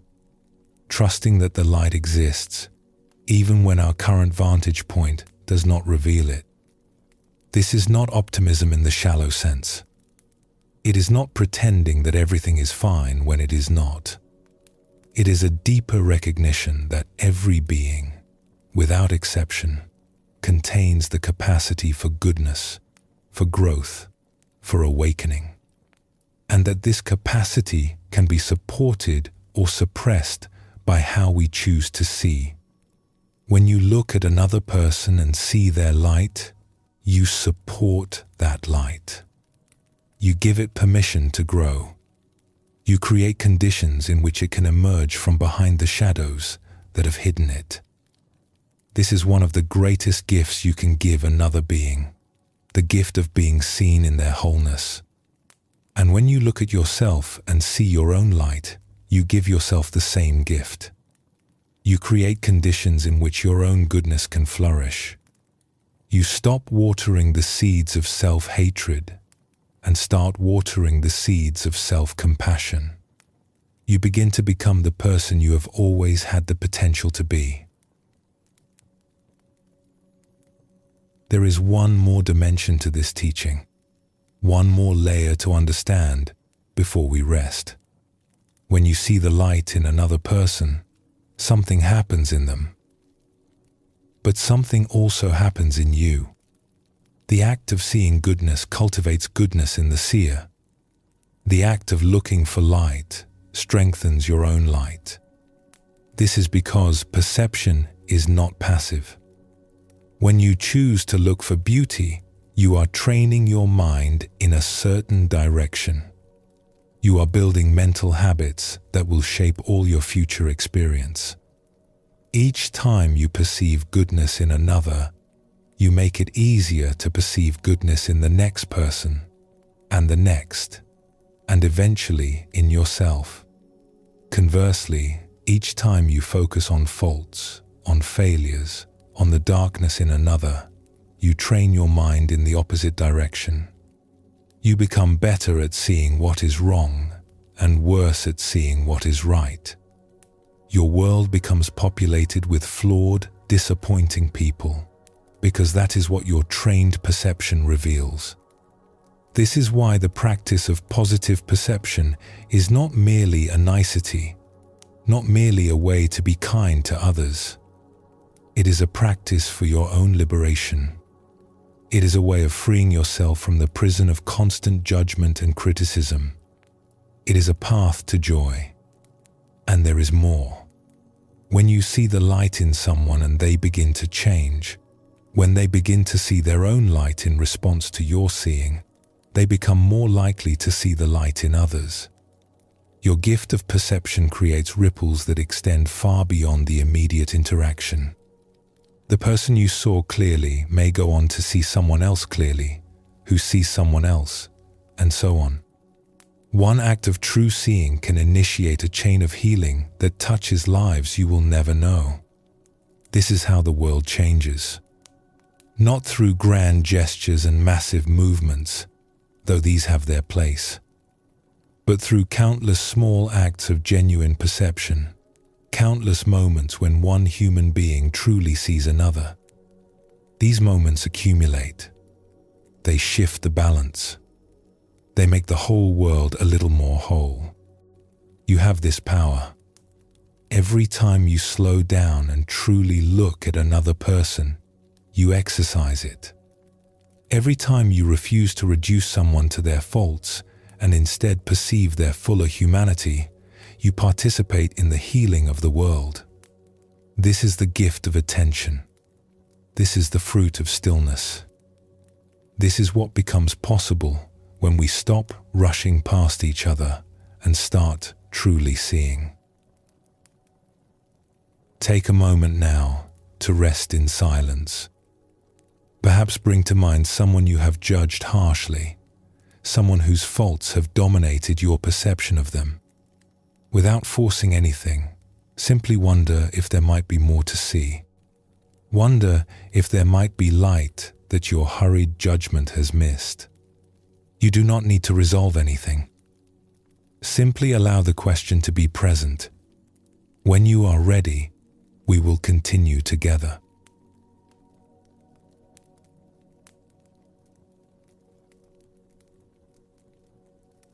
We have traveled deep into the practice of seeing. We have learned to perceive beauty in landscapes, richness in sensory experience, and light in the hearts of others and ourselves. We have discovered that stillness reveals what hurrying hides, and that attention is a form of nourishment that helps things grow. Now we must explore this principle of nourishment more deeply. For there is a crucial truth we have only touched upon, a truth that lies at the heart of how the mind works and how our lives unfold. It is simply this: what we attend to grows. This is not a metaphor. This is not a poetic way of speaking. This is the actual mechanics of consciousness. The mind is like a garden, and attention is like water. Whatever we water will flourish. Whatever we neglect will wither. And we are, whether we realize it or not, constantly choosing what to water. In every garden, there are flowers and there are weeds. The flowers are beautiful. They bring joy and color and life. The weeds are tenacious. They spread quickly and choke out everything else if left unchecked. A wise gardener knows that the secret to a beautiful garden is not merely to plant flowers, but to be mindful of what receives water. Water the flowers, and they grow strong and abundant. Water the weeds, and they take over everything. Your mind works in exactly the same way. Within you are seeds of many kinds. Seeds of kindness and seeds of cruelty. Seeds of peace and seeds of anger. Seeds of generosity and seeds of greed. Seeds of joy and seeds of sorrow. All of these exist within you, planted there by genetics, by upbringing, by experience, by the countless influences that have shaped you into who you are. Which seeds grow into plants depends entirely on which seeds receive water. And the water in this garden is your attention. When you dwell on your resentments, replaying old hurts in your mind, you water the seeds of anger. When you focus on what you lack, comparing yourself unfavorably to others, you water the seeds of dissatisfaction. When you rehearse your fears, imagining all the ways things could go wrong, you water the seeds of anxiety. These seeds do not need much encouragement. They are hardy. They grow quickly with very little water. And once they have taken root, they are difficult to remove. But the same is true of the beneficial seeds.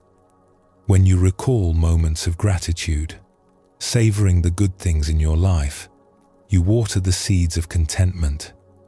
When you focus on your capacity for growth rather than your history of failure, you water the seeds of confidence. When you attend to the present moment with openness and curiosity, you water the seeds of peace. These seeds may be more delicate than the weeds, but they are also more beautiful. And with consistent watering, they too can flourish. The Buddha understood this deeply. He taught that the mind takes the shape of what it rests upon. If you rest your mind on thoughts of ill will, the mind becomes ill-willed. If you rest your mind on thoughts of love, the mind becomes loving. This is not philosophy. This is observation. This is what happens. Consider how this works in daily life. You wake in the morning, and before you have even risen from bed, the mind begins its habitual patterns. Perhaps it immediately reaches for worries about the coming day. Perhaps it reviews the grievances of yesterday. Perhaps it rehearses conversations that have not yet happened, imagining conflicts and preparing defenses. None of this is conscious. None of this is chosen. It is simply the mind doing what it has been trained to do, watering the seeds that have received the most water in the past. But imagine a different morning.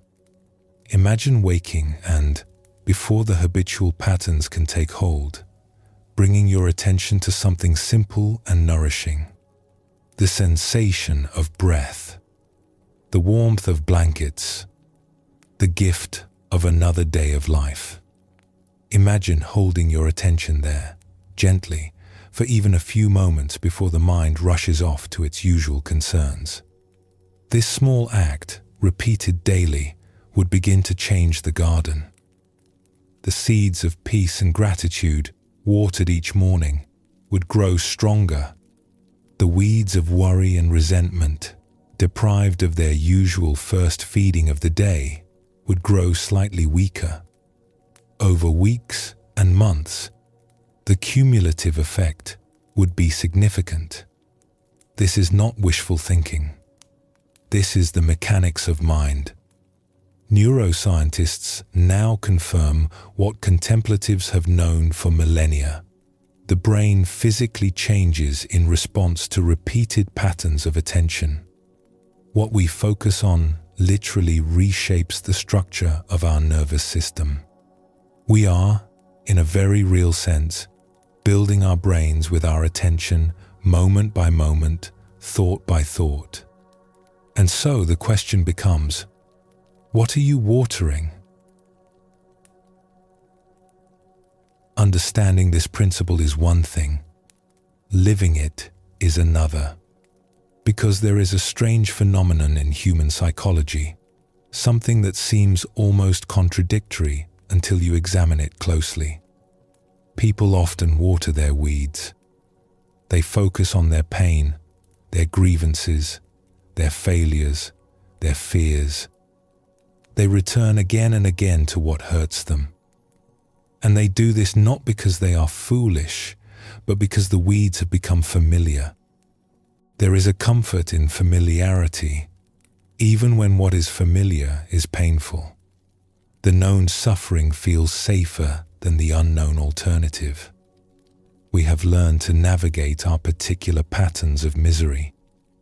We know their contours, their rhythms, their demands. They have become part of our identity, woven into our sense of who we are. This is why people sometimes resist healing. This is why those who have suffered sometimes cling to their suffering even when offered a way out. The suffering has become home. And leaving home, even a painful home, is frightening. There is a story that illustrates this with startling clarity. It is an old story, one that has been told in many forms, across many traditions. But its message remains as relevant today as it ever was. Once, long ago, there were two friends who had grown up together and remained close throughout their lives. They had shared everything, their joys and sorrows, their triumphs and failures, their deepest questions about the meaning of existence. When they were young, they had made a pact that whoever found wisdom first would share it with the other. Their bond was unbreakable. In time, both friends entered a spiritual community, seeking to deepen their understanding and purify their minds. They practiced side by side for many years, but their paths diverged in ways they did not expect. One of the friends took to the practice wholeheartedly. He examined his mind with honesty, let go of his attachments, and cultivated kindness and wisdom with great sincerity. The other friend struggled. He went through the motions of practice, but his heart was not fully committed. He cut corners, indulged in distractions, and told himself that there would always be time later to get serious. When death came for them, as it comes for all beings, the consequences of their choices became clear. The sincere friend, having purified his mind and cultivated virtue, found himself reborn in a realm of great beauty and peace. It was a place of light and harmony, where suffering was unknown and joy was the natural state of existence.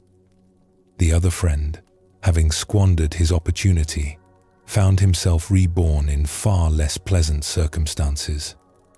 Through the workings of cause and effect, he took birth as a small creature living in a pile of dung. Now, in this realm of beauty, the first friend eventually noticed that something was missing. His companion, his lifelong friend, was nowhere to be found. Using the subtle abilities that beings in such realms possess, he searched for his friend. He looked in the higher realms, thinking perhaps his friend had surpassed him. He was not there. He looked in the human realm, thinking perhaps his friend had taken another birth to continue practicing. He was not there either. With growing concern, he looked in the animal realms. Still no trace. Finally, with great reluctance, he looked in the lowest places. And there, to his horror, he found his friend, a small worm, living in a pile of dung. The first friend was overcome with compassion. He remembered their pact, their bond, their shared aspiration. He could not leave his friend in such a state. So he descended from his realm of light and approached the pile of dung where his friend now lived. "Friend," he called out, "it is me. Do you remember? We practiced together. We made a promise to help each other. I have found a better place, a realm of beauty and peace. Come with me. Let me take you out of here." The worm stirred in the dung. Some distant memory flickered, but then it looked around at its surroundings and felt the familiar warmth, smelled the familiar smell, tasted the familiar taste. This was home. "Tell me about this realm of yours," the worm said. "It is wonderful," the friend replied. "The light is soft and golden. The air is sweet with fragrance. There is no hunger, no cold, no fear. Beings there live in harmony and joy. Is there any dung there?" the worm asked. The friend was taken aback. "Dung? No, of course not. It is a pure realm. There is no filth of any kind." The worm considered this. "No dung," it repeated. "Then where would I live? What would I eat? This dung is warm and soft. It nourishes me. It is everything I know. I think I will stay." The friend was distressed. "But you are suffering here. This is a low realm, a place of misery. You deserve better. You have the capacity for so much more. Please, let me help you." He reached down to lift his friend out of the dung. But the worm, sensing what was happening, wriggled and squirmed. The dung was slippery, and the worm knew every crevice, every hiding place. Each time the friend managed to lift it slightly, the worm escaped and burrowed back into the pile. Again and again the friend tried. His love for his companion gave him patience and persistence. But the worm did not want to be saved. The worm had come to love its prison. The dung was not suffering to the worm. It was home, food, identity, everything. Finally, exhausted and heartbroken, the friend had to withdraw. He returned to his realm of light, leaving the worm in its pile of dung. Not because he had stopped caring, but because he could not force freedom on someone who did not want it. This story is not really about afterlife realms or the fate of those who waste their opportunities. It is about something much more immediate. It is about the way we cling to our familiar sufferings, even when liberation is offered to us. We all have our piles of dung. We all have the dark, warm, familiar places where we burrow when life becomes challenging. For some, it is resentment, the endless replaying of old wounds, the nursing of grievances, the bitter satisfaction of being wronged.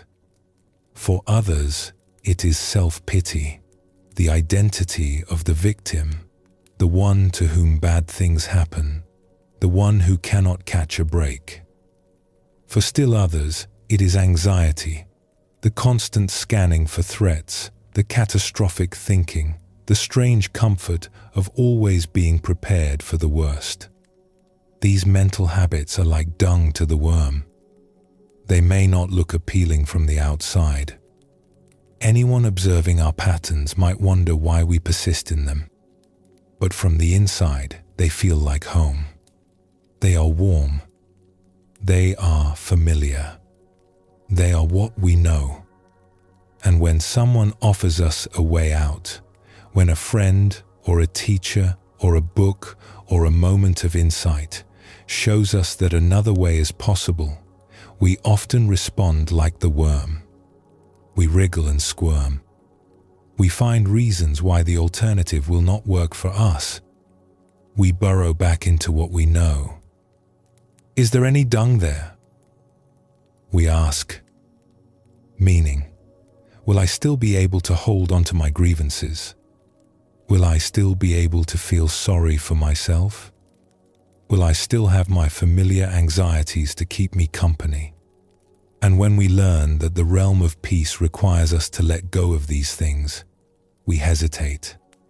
We are not sure we want to go somewhere so unfamiliar. This is the human condition. This is why wisdom teachings exist. Not because the truth is hidden or complicated, but because we resist it.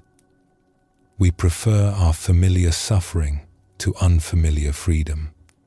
We would rather be a worm in a pile we know than a being of light in a realm we do not.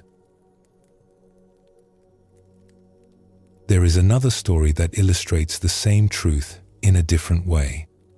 A teacher was once invited to speak at a gathering for those who had experienced loss. The room was full of people who had lost spouses, children, parents, friends. They had come together to support each other and to learn how to carry their grief.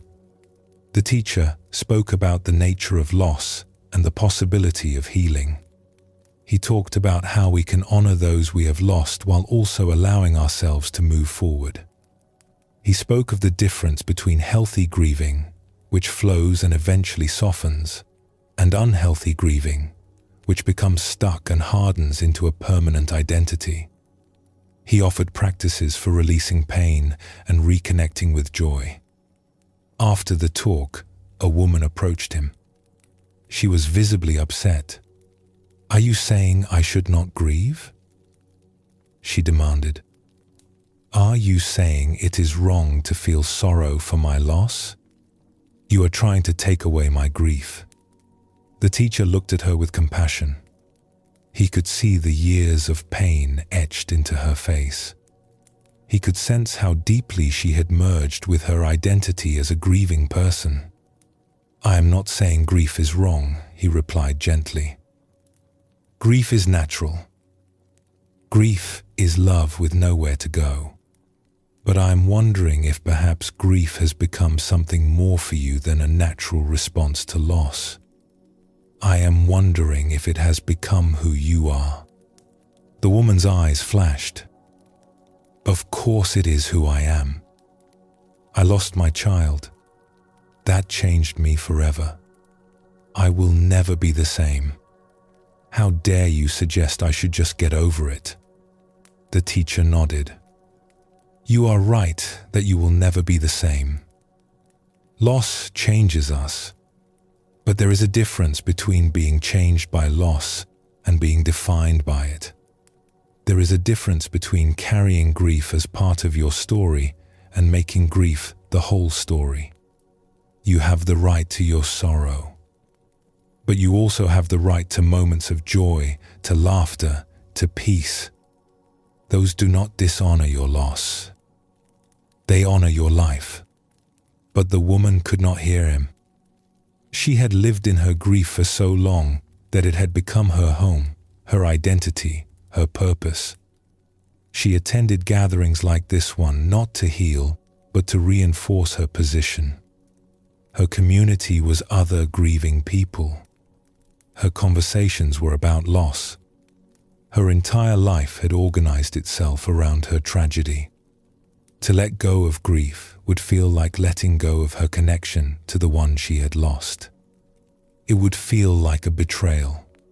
And so she clung to her pain as if it were precious, because in a strange way, it was. It was all she had left. The teacher watched her walk away, his heart heavy with compassion. He knew he could not force her to release what she was not ready to release. He knew that the door to freedom cannot be opened from the outside. He could only point to the door and hope that someday, when she was ready, she would walk through. Why do we cling to what hurts us? Why do we water the weeds when we know that flowers exist? The Buddha examined this question deeply, and his answer was both simple and profound. We cling because we believe that what we cling to is ourselves. We have constructed an identity out of our experiences, our stories, our patterns of thought and feeling. And when something threatens that identity, even if that something is liberation itself, we resist.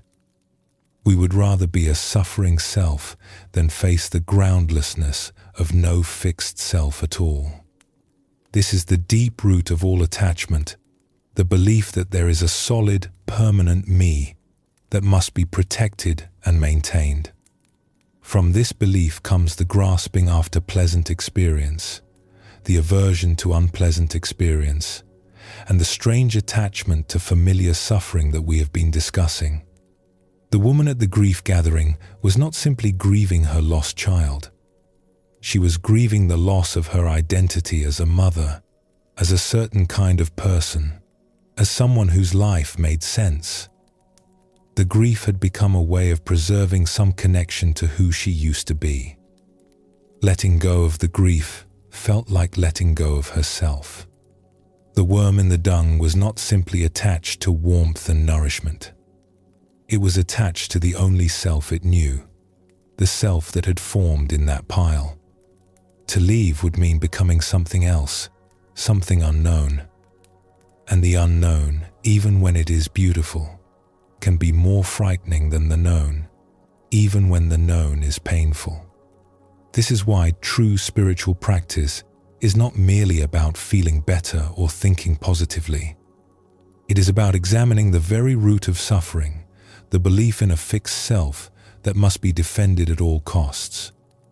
When this belief is seen through, when we recognize that the self is not a solid thing but a fluid process, then attachment naturally loosens. We no longer need to cling to our suffering because we no longer need to cling to any fixed identity at all. But this is deep work. It takes time and practice and patience. In the meantime, there are simpler steps we can take, gentler practices that begin to loosen the grip of our habitual patterns. The practice, at its most basic level, is simply this: notice what you are watering and make a conscious choice. When you catch yourself dwelling on a resentment, replaying an old argument, nursing a grievance, pause. Notice that you are watering a weed. You do not have to fight the thought or push it away. Simply notice and then gently redirect your attention. Ask yourself, is there a flower here that I could water instead? Perhaps you could remember a kindness you received recently. Perhaps you could bring to mind something you are grateful for. Perhaps you could simply feel your breath moving in your body, that basic affirmation of life that is always available. Any of these is a way of watering a different seed. At first, this practice will feel artificial. The mind will want to return to its familiar patterns. The weeds have deep roots, and they call out for water. But each time you redirect your attention, you weaken those roots slightly and strengthen the flowers slightly. Over time, the balance shifts. The garden changes. This is not about suppressing negative thoughts or pretending that everything is fine. It is about recognizing that you have a choice about where your attention goes. The resentment may arise, but you do not have to invite it to stay for dinner. The self-pity may knock at the door, but you do not have to offer it a room. You can acknowledge these visitors and then turn your attention elsewhere. The Buddha called this wise attention. It is the recognition that attention is not passive. Where we place our attention shapes our mind, our mood, our character, and ultimately our life. We are all gardeners, whether we know it or not. The question is whether we will garden consciously or let the garden grow wild. There is one more thing to say about the worm and the dung, about the woman and her grief, about all of us and our familiar sufferings. Leaving is not easy. It requires courage. It requires a willingness to face the unknown. It requires trust that what awaits us outside our prison is better than what we have inside, even though we cannot be certain of this in advance. The worm did not have this courage, but courage can be cultivated, just like any other quality. It grows when we take small steps outside our comfort zone and discover that we survive. It grows when we see others who have made the journey and are flourishing on the other side. It grows when we connect with something larger than our small, defended self and recognize that we are held by forces greater than our fears. The friend who came to rescue the worm could not provide this courage for his companion. No one can. The door to freedom opens from the inside, but we can support each other. We can remind each other that the door exists. We can share our own stories of leaving familiar suffering behind. We can model what is possible. There is a teaching in the Buddhist tradition about spiritual friends, those who walk the path alongside us and help us see what we cannot see alone. We need these friends. We need people who will gently point out when we are burrowing back into our familiar pile, when we are watering weeds while complaining about the state of our garden. We need witnesses to our journey who can remind us, when we forget, that we have already taken steps toward freedom and that more steps are possible. Sometimes a book can be such a friend. Sometimes a teaching heard at the right moment can open a door we did not know existed. Sometimes even a stranger's kindness can remind us that the realm of light is real and that we do not have to remain in darkness. But ultimately, the choice is ours. No one can want freedom for us more than we want it for ourselves. No one can do the work of leaving on our behalf. The invitation is always extended, but we must accept it. We must take the step. And we can start, each of us, with whatever small step we are capable of today. Perhaps it is simply noticing, for the first time, that we have been watering weeds. Perhaps it is recognizing one pattern of thought that does not serve us. Perhaps it is choosing, just once, to redirect our attention towards something more nourishing. Perhaps it is reaching out to a friend and admitting that we have been stuck, that we need help seeing a way forward. Each small step matters. Each choice to water a flower instead of a weed changes the garden slightly. And over time, these small changes accumulate into transformation. One day, we look around and realize that the garden has changed. There are still weeds. Perhaps there always will be, but they no longer dominate. The flowers have grown strong. Beauty has taken root. The realm of light is not somewhere else.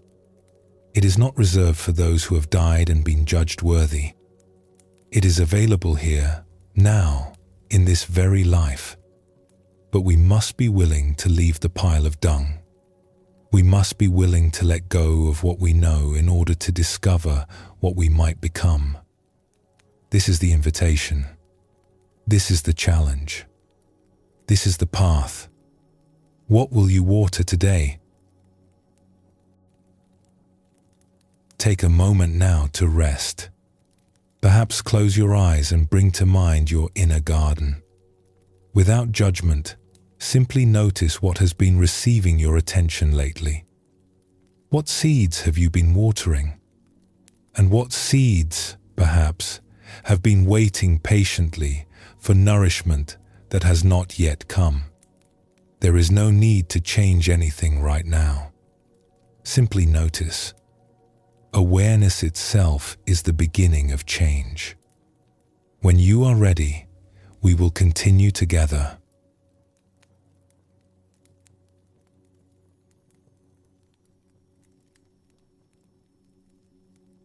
We have learned to tend the garden of the mind. We have seen how attention nourishes whatever it touches, how we can choose to water flowers instead of weeds, and how even the most entrenched patterns of suffering can be transformed through conscious cultivation. We have begun to understand that the mind is not fixed but fluid, always responding to the quality of care it receives. But there is one more garden that requires our attention. One more place where beauty waits to be discovered, perhaps the most important place of all. And it is, for most people, the hardest place to look. It is the garden of the self. We have spoken of seeing the light in others, of perceiving goodness in those whom society has judged and dismissed.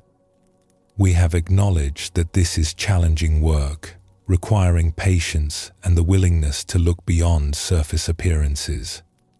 But there is something even more challenging, something that most people find almost impossible. Can you see your own light? Can you look at yourself with the same generous attention you might offer to a hillside at dawn and perceive the beauty that is there?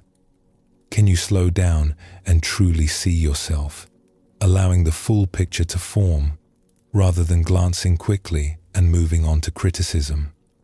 For most people, the answer is no. Most people, when they look at themselves, see primarily what is wrong. They see their failures, their inadequacies, their mistakes. They see the 2 bad bricks and miss the 998 good ones. They live with a persistent sense that they are not enough, that something fundamental is flawed, that they must constantly strive to become acceptable. This is one of the great sorrows of human existence. We walk through life carrying a distorted mirror, one that magnifies our faults and minimizes our virtues. We believe what this mirror shows us. We take its distortions for truth, and we suffer accordingly. The Buddha spoke of this when he described the ways we create suffering for ourselves. One of the deepest sources of suffering, he taught, is the wrong view we hold about our own nature. We believe ourselves to be small, separate, and fundamentally flawed. We do not see our connection to all life. We do not recognize the vastness of our true nature. We are like waves who have forgotten they are the ocean. This forgetting is not a moral failure. It is not something to be ashamed of. It is simply the human condition, the veil that descends when we take birth in a body and begin to construct a sense of separate self. But it is a veil, not a wall. It can be seen through. And when it is, what we discover about ourselves is not the smallness we feared, but a beauty beyond imagination. There is a monk who has spent many years listening to people. In temples and community centers, in hospitals and homes, in formal meetings and chance encounters, thousands of people have shared their struggles with him. And in all those years, across all those conversations, he noticed something striking. Almost no one felt at peace with themselves. It did not matter whether they were wealthy or poor, successful or struggling, admired or unknown. It did not matter whether their lives, from the outside, appeared blessed or burdened. Inside, almost everyone carried the same secret conviction: something is wrong with me. The successful ones felt like frauds, waiting to be exposed. The admired ones felt unworthy of admiration. The loved ones could not quite believe they deserved love. Even those who presented confident faces to the world often revealed, in private moments, a gnawing sense of inadequacy that nothing seemed to heal. This is not a problem of individuals. This is an epidemic.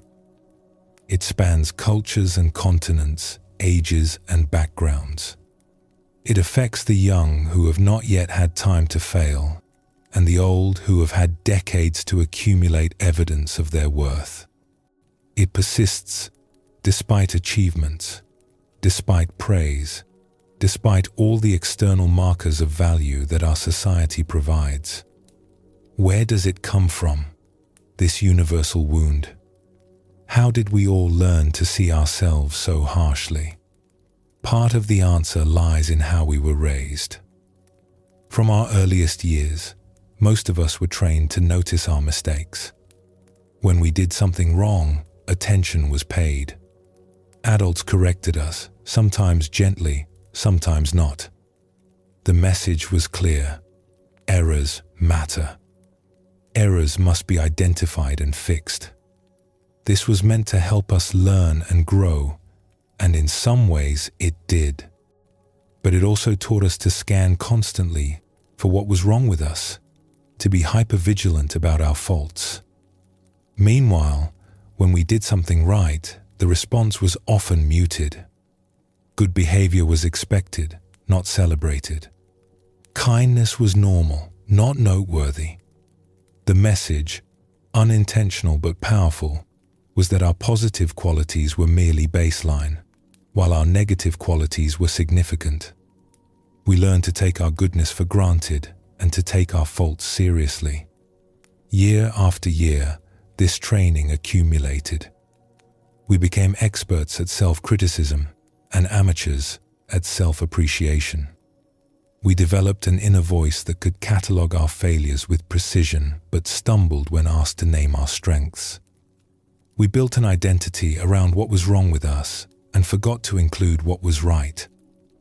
There was also a cultural message, sometimes spoken and sometimes simply absorbed from the atmosphere, that self-appreciation was dangerous. We were taught that acknowledging our own goodness would lead to arrogance, that the proper posture was one of constant humility, which somehow came to mean constant self-diminishment. Do not get a big head, we were told. Do not think too highly of yourself. The implication was clear. The safe position was to think lowly of yourself, to always assume you could be better, to never rest in satisfaction with who you were. This message was well-intentioned. Those who transmitted it were trying to protect us from the unpleasantness of egotism. But the medicine became a poison when taken in too large a dose. We learned not just to avoid arrogance, but to avoid any positive self-perception at all. We learned that seeing our own beauty was somehow shameful, a sign of moral weakness, something to be hidden even from ourselves. And then, as adults, we wondered why we felt so inadequate. We wondered why no achievement ever felt like enough, why each success led not to satisfaction, but to the anxious question of what we must accomplish next. We wondered why we could not simply relax and accept ourselves as we were, why peace always seemed to require one more improvement, one more milestone, one more proof that we deserved to exist. The answer was hidden in plain sight. We had been trained to see ourselves through a distorted lens, and we had never thought to question the training. There is a story that illustrates this beautifully. Each year, in a certain community, there is a ceremony to honor those who have given extraordinary service to others. These are not celebrities or public figures. These are ordinary people who have done extraordinary things, often for decades, without seeking recognition or reward. Teachers who stayed late for struggling students. Volunteers who showed up week after week to help those in need. Neighbors who quietly cared for the elderly and the sick. People who saw a need and filled it, simply because it was right. A monk was once invited to attend this ceremony. He went expecting to be inspired by the generosity of these honorees, and he was. But he was also struck by something unexpected. One by one, the honorees were called forward to receive their recognition. One by one, they stood before the gathered community while their contributions were described. And one by one, something curious happened. They deflected the praise. "I really do not deserve this," said one woman who had spent 30 years serving her community. "There are so many others who have done more than I have. I was just doing what anyone would do."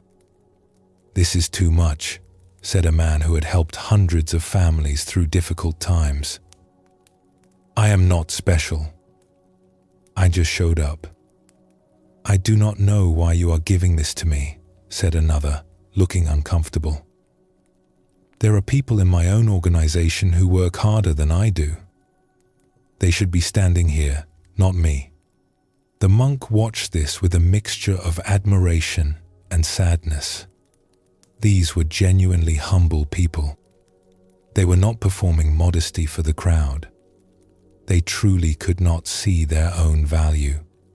They had given gifts beyond measure, had changed lives, had made their corner of the world significantly better, and they could not accept that this was worthy of recognition. He recognized himself in their discomfort. He too struggled to receive praise. He too deflected compliments and minimized accomplishments. He too looked at himself and saw primarily what was lacking rather than what was present. And he wondered, what would it take to change this? What would it take to look at oneself with the same generous eyes one might use for a beloved friend? What would it take to see the whole wall, not just the two crooked bricks?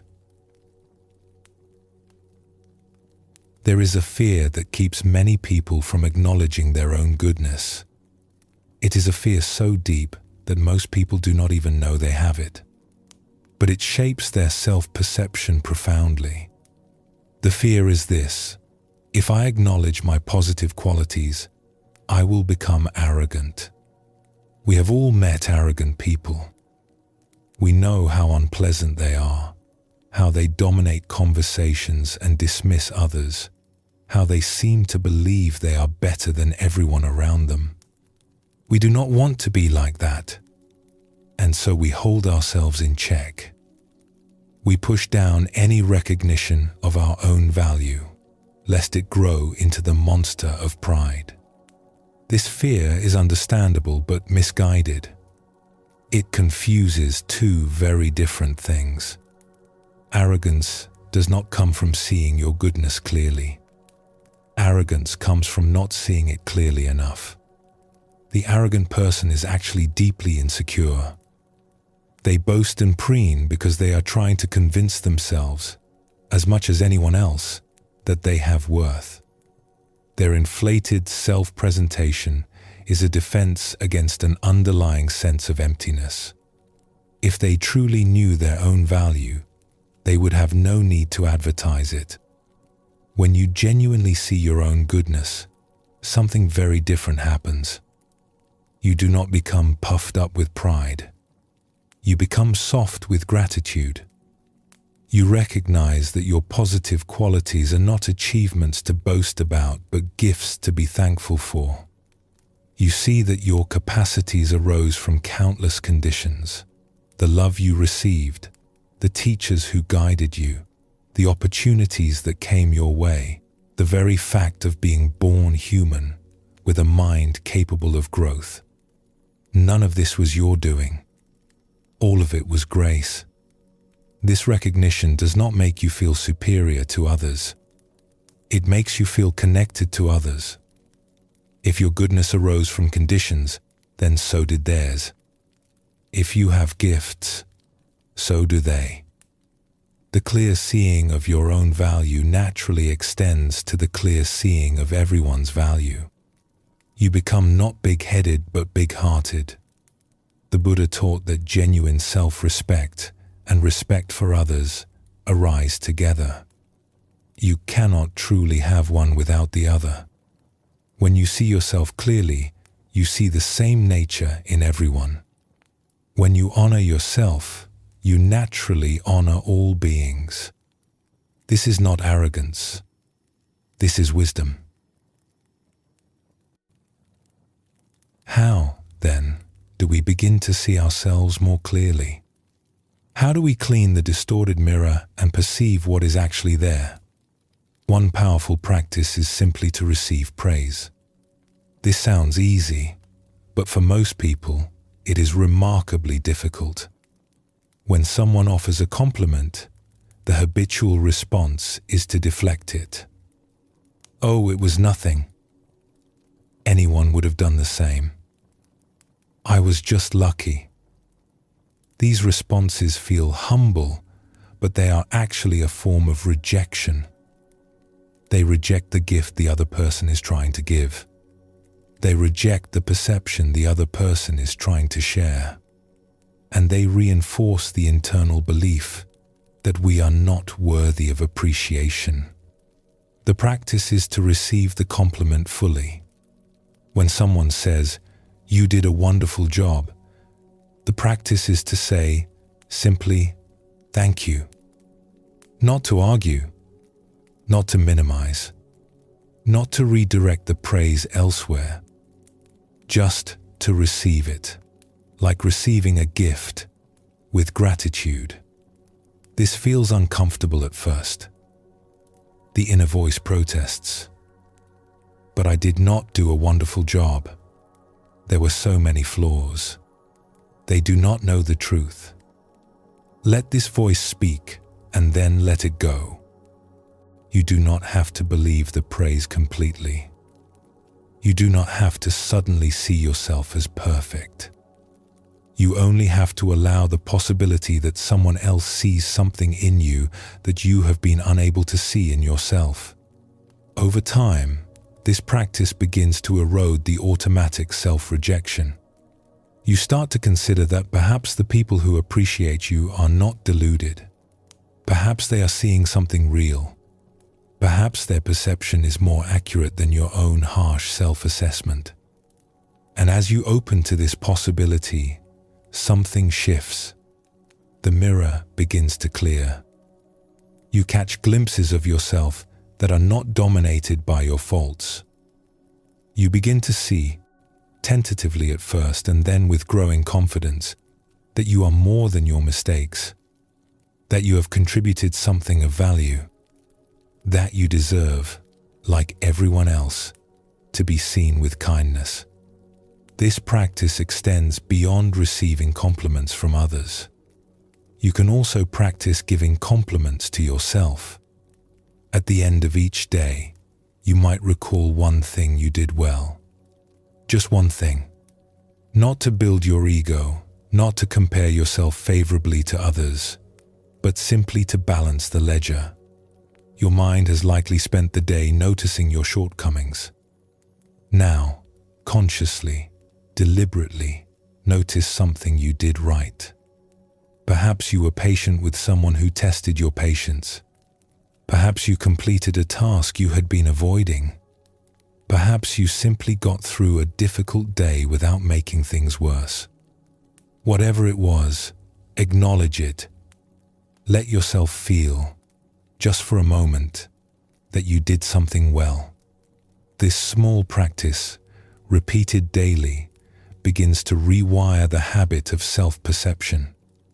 It does not make you arrogant. It makes you accurate. It restores the balance that years of negative training have distorted.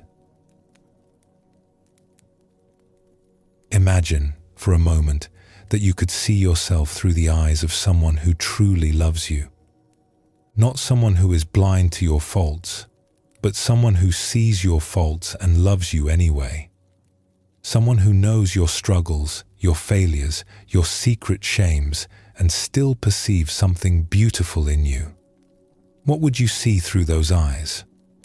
You would see a being who has faced difficulties with courage, even when the courage was invisible to everyone, including yourself.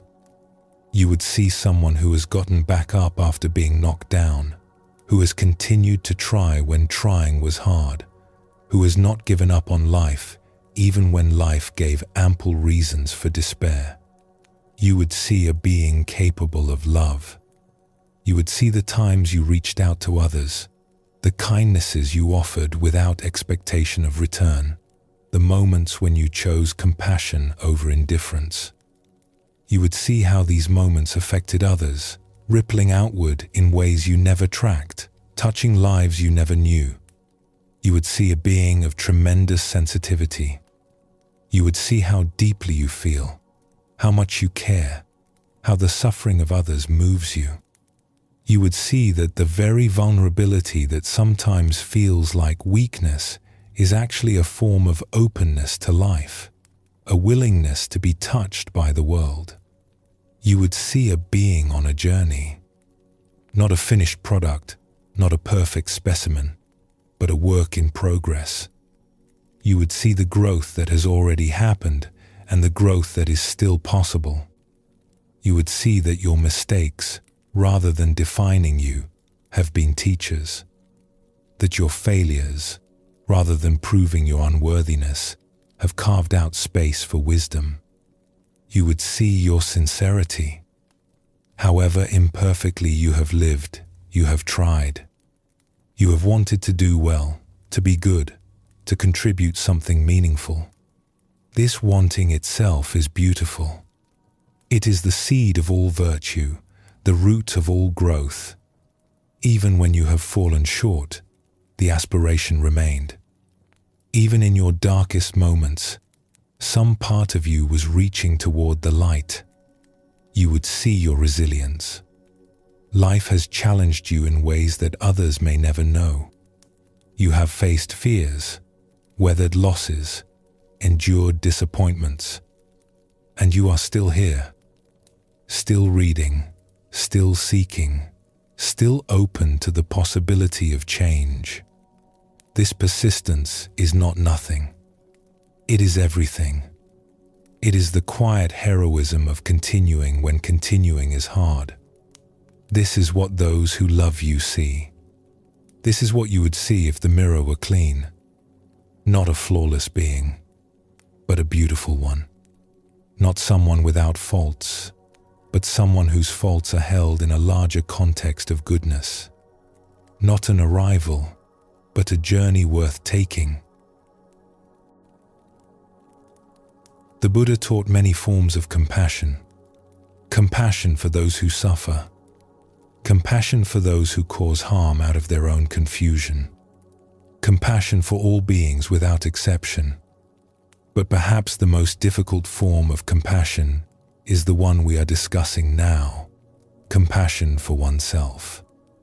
It seems like it should be easy. After all, we are always with ourselves. We know our own struggles from the inside. We have direct access to our own pain.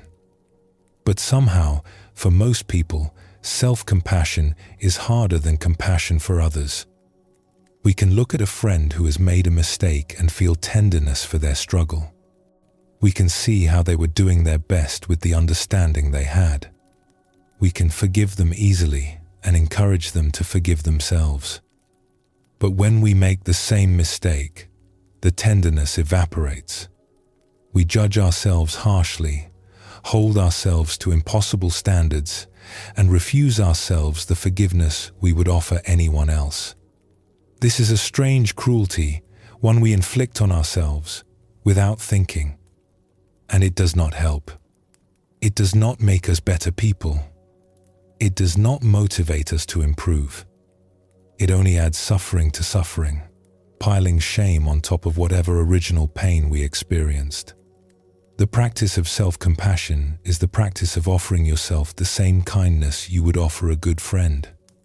When you are struggling, instead of criticizing yourself for struggling, you acknowledge the difficulty.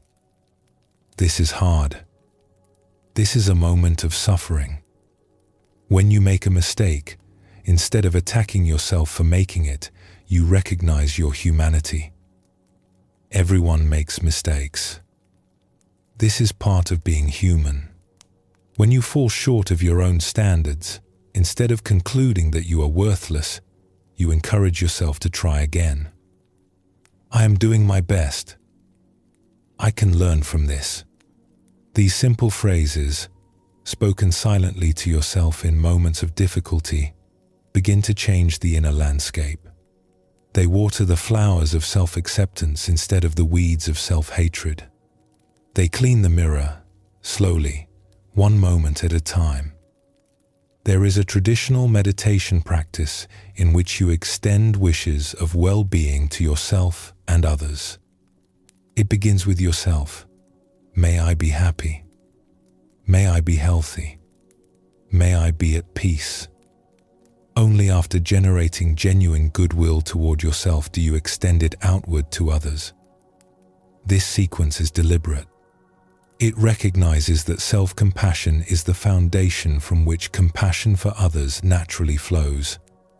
If you cannot wish yourself well, your wishes for others will always be incomplete. When you begin to see yourself clearly, when the distorted mirror begins to clean and your genuine beauty becomes visible, something remarkable happens. The parts of you that you have been fighting begin to relax. The constant inner battle quiets. The energy that was going into self-criticism becomes available for other things. You become more creative because you are no longer afraid of making mistakes. You become more generous because you are no longer trying to earn your worth through giving. You become more present because you are no longer running from the shame of the past or anxious about the judgment of the future. You become, quite simply, more yourself.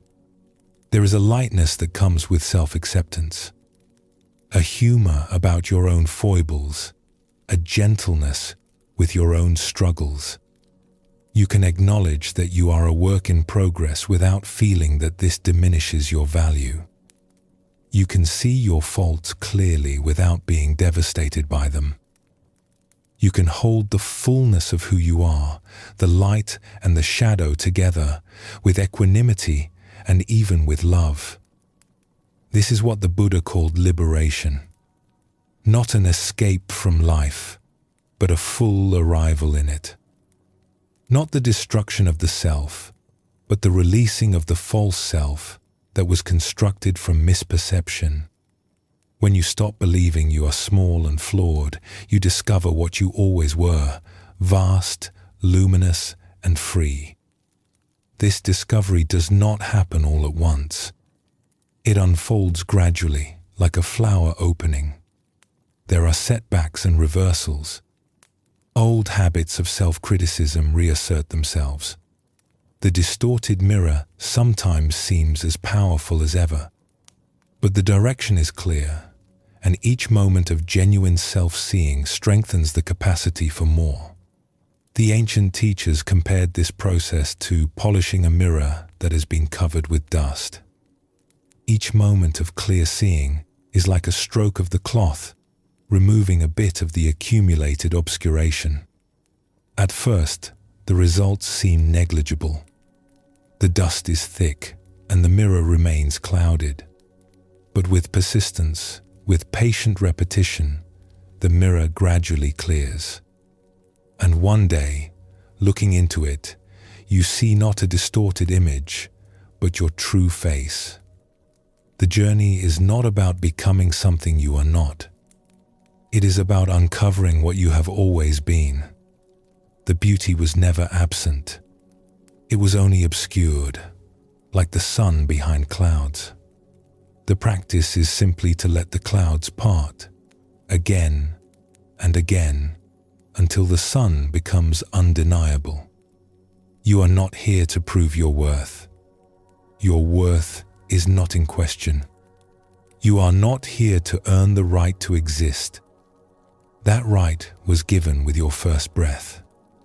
You are here to discover what you already are, to express what you already have, to share the gifts that were planted in you before you had any say in the matter. This discovery is not selfish. It is the most generous thing you can do. When you recognize your own beauty, you have more beauty to offer others. When you see your own light, you become a source of light for everyone around you. When you stop rejecting yourself, you stop unconsciously rejecting others. The world needs you to see yourself clearly. The world needs the gifts that only you can give. The world is waiting for you to stop hiding your light and start shining. Take a moment now to rest in stillness. Perhaps place a hand on your heart and feel its beating, this rhythm that has sustained you since before you were born. Consider offering yourself the simple wish, may I see myself clearly. May I recognize my own goodness. May I be at peace with who I am. There is no need to force belief. Simply allow the wish to be present, like a seed planted in fertile soil. When you are ready, we will continue together.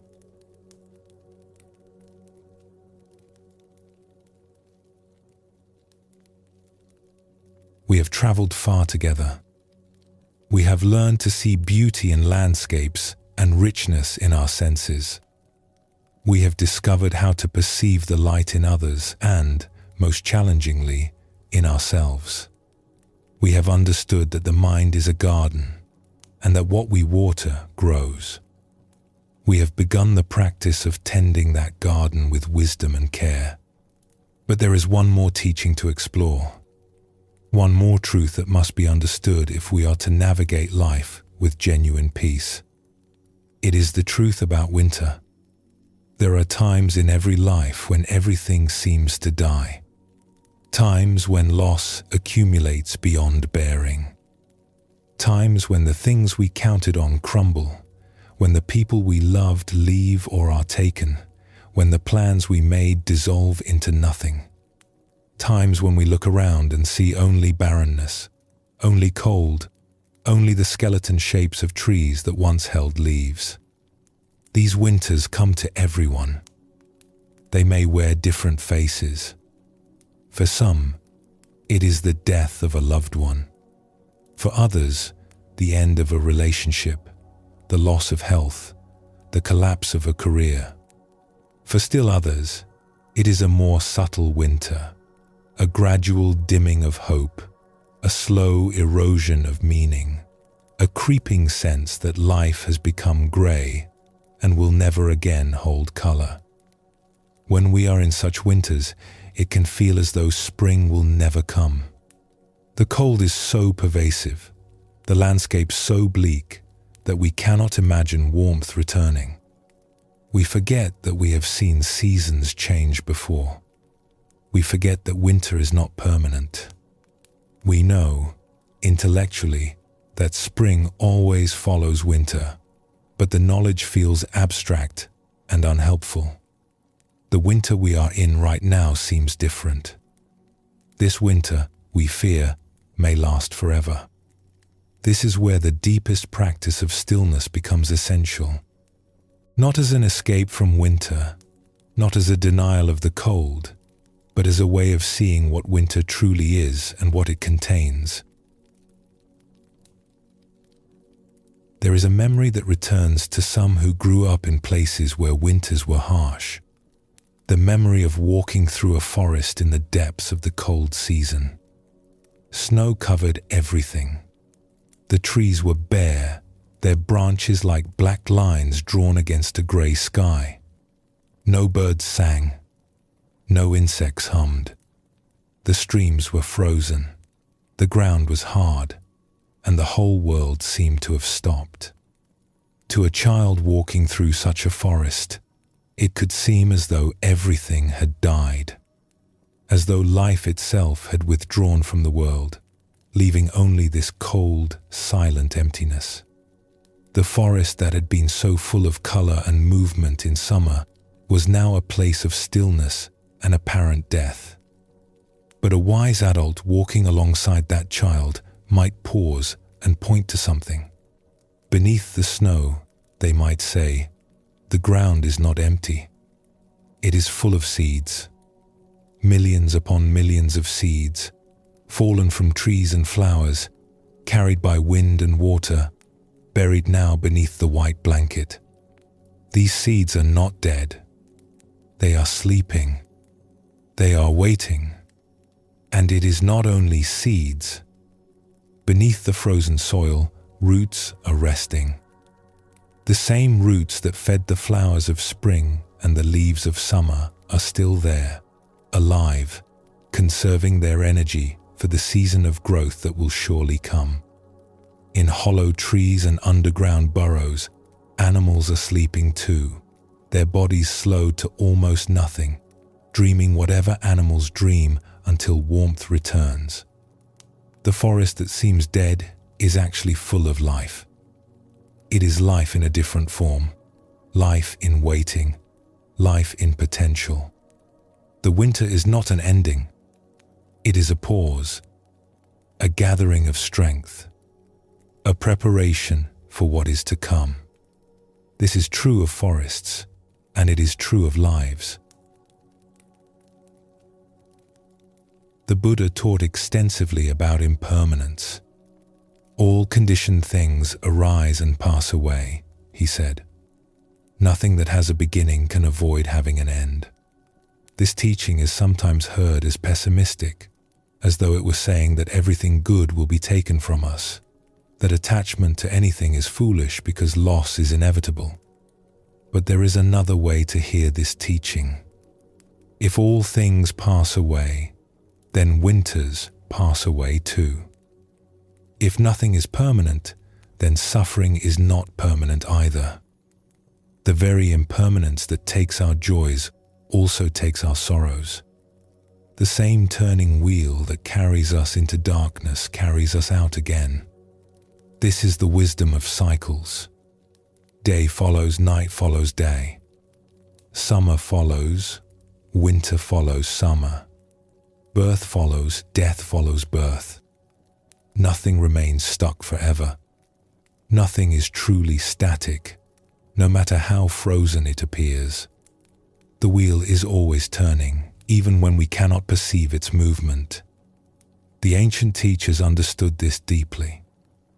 They watched the natural world and saw reflected in it the patterns of human experience. They saw that the farmer who panics in winter, who digs up his fields searching for the seeds he planted, only destroys what was waiting to grow.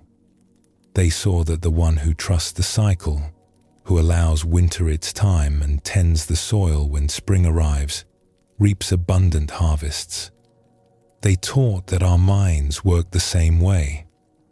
There are seasons of growth and seasons of rest. Seasons of outward activity and seasons of inward consolidation. Seasons of joy and seasons of sorrow. Each has its purpose. Each contributes something essential to the whole. To reject any season is to reject life itself. When we are in a winter of the soul, this wisdom can be a lifeline. Not a denial of the cold we feel, but a reminder that cold is not the whole story. Somewhere, beneath the frozen surface of our current experience, seeds are waiting. Forces are gathering. Spring is preparing itself, even now, even in the darkest and coldest moment. We have seen winters before, even if we have forgotten. We have seen what seemed like endings reveal themselves as transitions. We have watched the bare branches of our lives put forth new leaves when we had given up hope of green. The wheel has turned before. It will turn again. This is not optimism, which is merely hoping that things will be better. This is something deeper, the recognition of a pattern that has held true throughout all of existence. Seasons change. Cycles complete themselves. What goes down comes up. What dies is reborn. The question is not whether spring will come. The question is how we will meet the winter while we wait. There is a way to meet winter that transforms it from mere endurance into something more. It requires a shift in perspective, a willingness to see the cold season not as punishment or failure, but as invitation. Winter invites us to stop. In the seasons of growth and activity, there is always more to do. More to accomplish, more to pursue, more to tend. The energy of spring and summer pushes us outward into engagement with the world. This is natural and good, but it is not sustainable without rest. Even the earth cannot produce continuously. Even the most fertile soil needs time to lie fallow. Winter provides this time. When external conditions make activity difficult, when the usual pursuits are blocked, when life seems to have pressed a pause button we did not choose, we are being given something. We are being given the opportunity to stop. For those of us trained to constant productivity, this can feel like failure. We should be doing something, we think. We should be fixing the problem, pushing through, making progress. To simply stop feels like giving up. But consider what happens in the natural world during winter. The trees are not failing to grow. They are consolidating. They are sending their energy downward, into their roots, strengthening their foundation for the growth to come. The seeds are not failing to sprout. They are waiting for conditions that will support their unfolding. The animals are not failing to hunt. They are conserving, resting, allowing their bodies to restore themselves. What if we could meet our own winters with this same wisdom? What if, instead of fighting the pause, we could embrace it? What if the stillness that winter imposes could become the stillness we have been learning to cultivate? This is where all our practice comes together. The ability to slow down and perceive beauty. The capacity to receive fully through our senses. The skill of seeing light in darkness, in others, and in ourselves. The practice of choosing what to water in the garden of the mind. All of these prepare us for winter. All of these allow us to meet the cold season, not with despair, but with presence. There is a story about a time when researchers set out to discover what actually helps people who are struggling with depression. This was not a small study. It was a rigorous investigation, comparing different approaches to see which ones truly made a difference.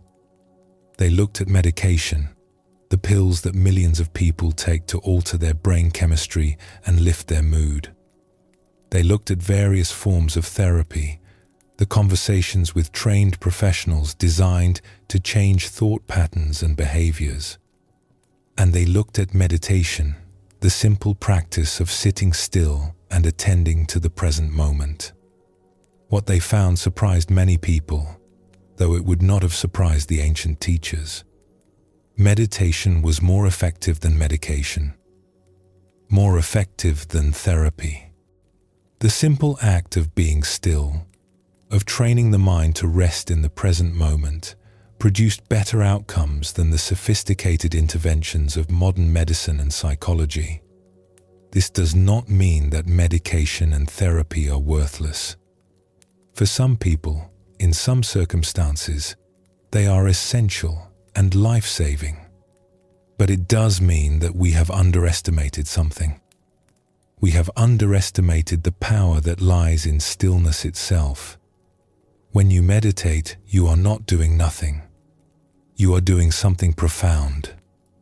You are allowing the mind to rest from its constant activity.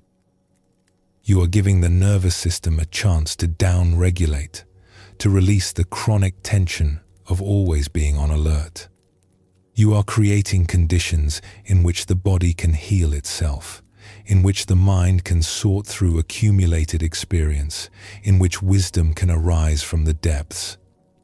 This is what winter offers, if we can receive it. Not punishment, but medicine. Not deprivation, but restoration. The very stillness that seems so empty is actually full of healing potential, like the forest floor beneath the snow, like the seeds waiting in the frozen ground. The Buddha himself spent years in intense spiritual practice before his awakening, but the final breakthrough came not through effort but through release.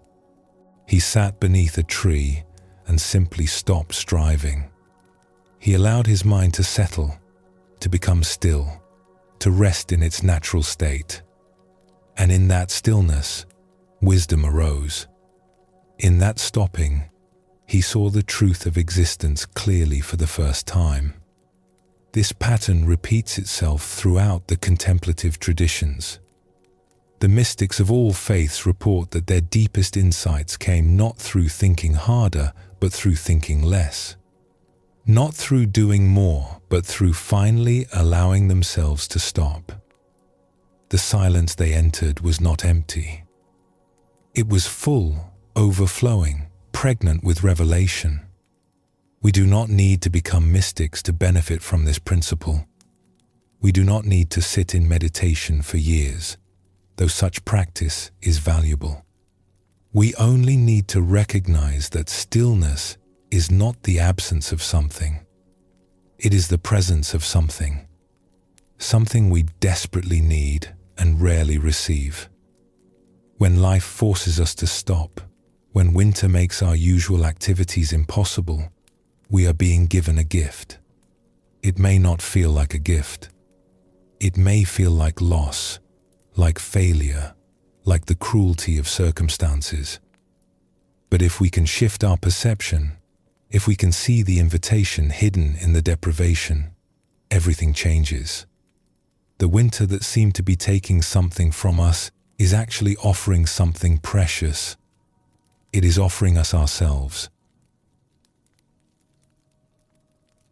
How, practically, do we bring this understanding into our lives?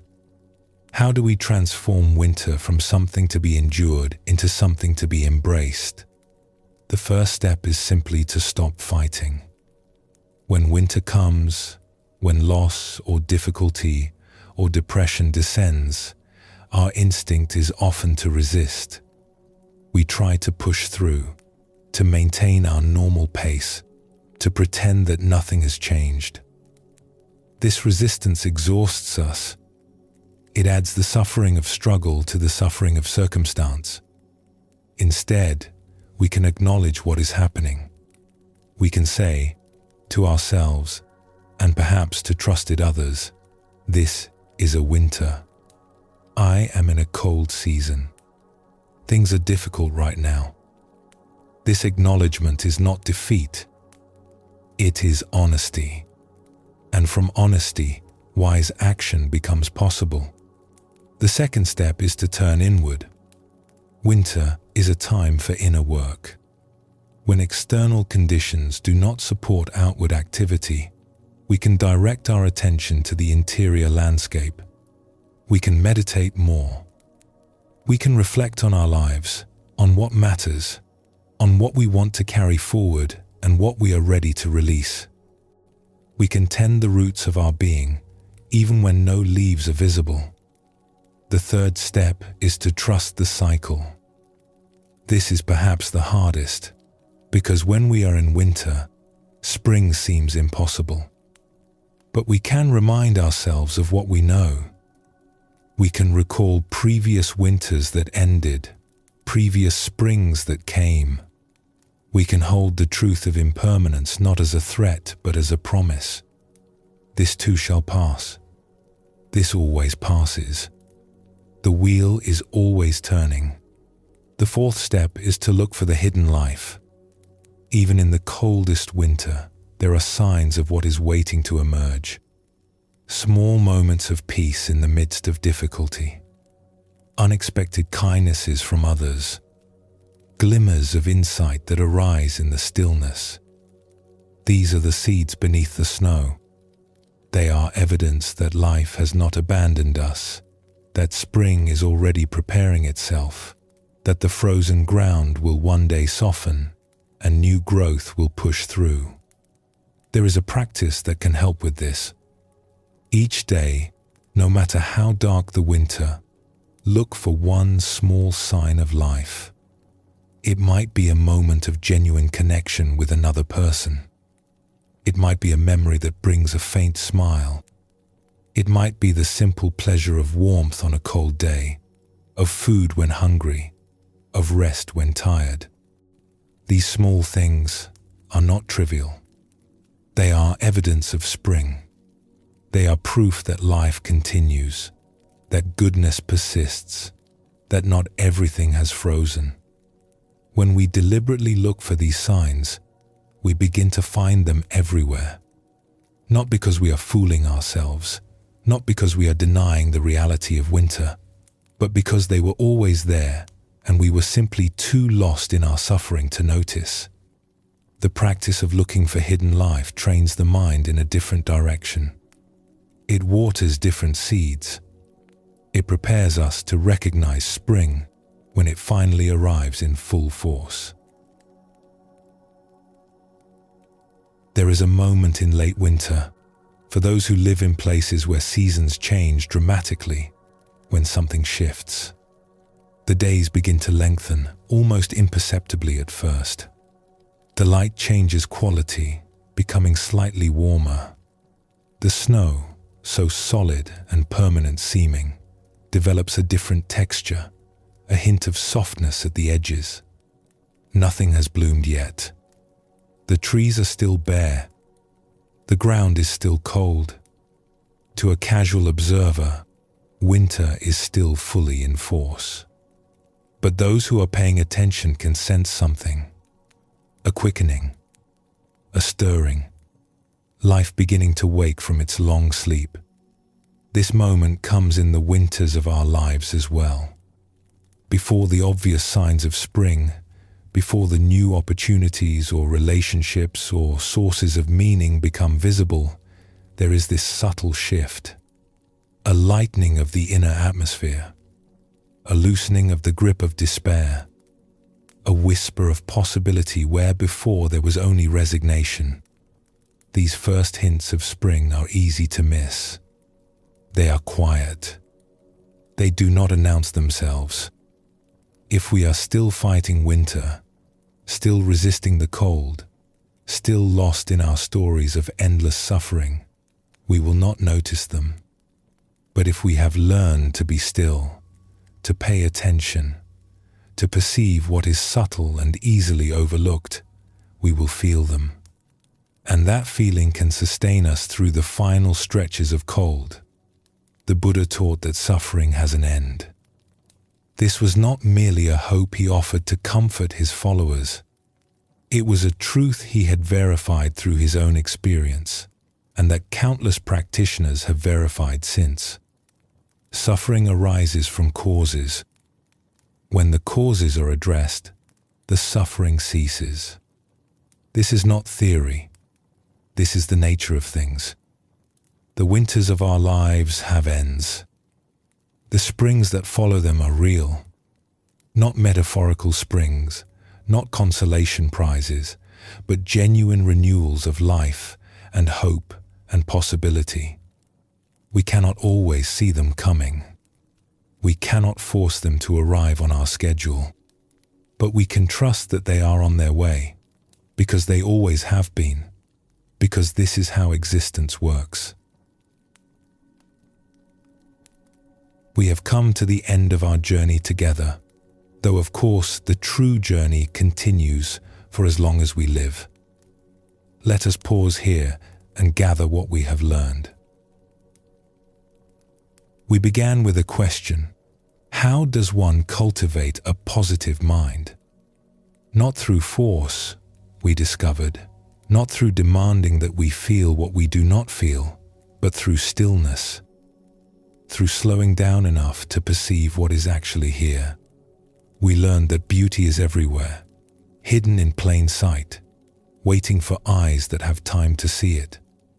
We learned that our senses are gateways to richness beyond imagination, if only we stop rushing past them. We learned that every person contains light, and that our perception of that light can help it grow. We learned that we ourselves contain light, and that seeing it clearly is not arrogance, but awakening.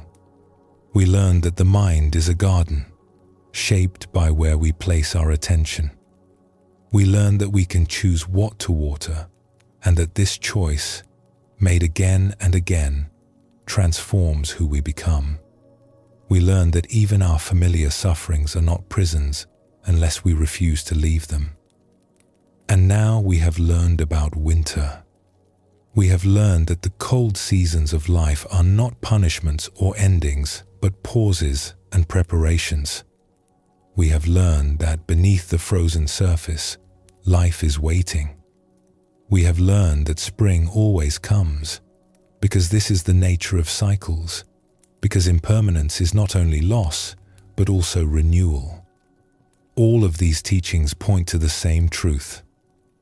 The positive mind we seek is not something we must manufacture. It is something we uncover. It is our natural state, obscured by speed and distraction and misperception, revealed by stillness and attention and the willingness to see clearly. The path is not complicated. Slow down. Be still. Pay attention. See what is actually here, not what your fears and judgments project onto it. Water the flowers. Let the weeds wither. Trust the cycle. Wait for spring, not passively, but with the active receptivity of one who knows that winter is not the whole story. This is the practice. This is the path. This is how a positive mind naturally arises, not as an achievement but as a discovery, not as something we create, but as something we finally allow. There is one more thing to say, one more teaching to offer before we part. The winters we have been discussing are external winters, winters of circumstance, winters that come and go with the conditions of our lives. But there is a place within us that is not touched by these winters. A place of perpetual warmth, perpetual light, perpetual spring. The Buddha called this place by many names. Our true nature, the unconditioned, that which is not born and does not die. It is the awareness that witnesses all our experiences without being damaged by them. It is the stillness beneath all movement, the silence beneath all sound, the peace beneath all turbulence. This place is always accessible, though we rarely rest there. It is always available, though we usually overlook it. It does not depend on external conditions. It does not require that life go well. It is present in the depths of winter as fully as in the height of summer, because it is not subject to seasons at all. The practices we have been exploring are ultimately doorways to this place. When we slow down and perceive beauty, we touch it. When we receive fully through our senses, we approach it. When we see the light in others and ourselves, we recognize it. When we tend the garden of our minds with wisdom, we create conditions for it to reveal itself. And when we rest in this place, even briefly, even incompletely, we discover something astonishing. The positive mind we have been seeking is not something we will someday achieve. It is something we already are. It is our deepest nature, temporarily forgotten, eternally present, waiting only for our return. This is the final teaching. This is the deepest truth. You are not broken. You are not lacking. You are not far from peace. Peace is your very nature. It has never been absent. It cannot be destroyed. It waits for you now, as it has always waited, patient and luminous, the eternal spring at the heart of all things. Take a moment now to be completely still, not seeking anything, not trying to achieve anything, simply resting in this moment, exactly as it is. Notice that awareness is present. Notice that you are here, reading these words, breathing, existing. This awareness that notices is not troubled. It is not lacking. It is simply aware. Rest there, in that simple awareness, for as long as you wish. This is your true home. This is the eternal spring. When you are ready, when it feels right, you may continue on your way, carrying this stillness with you into whatever season awaits.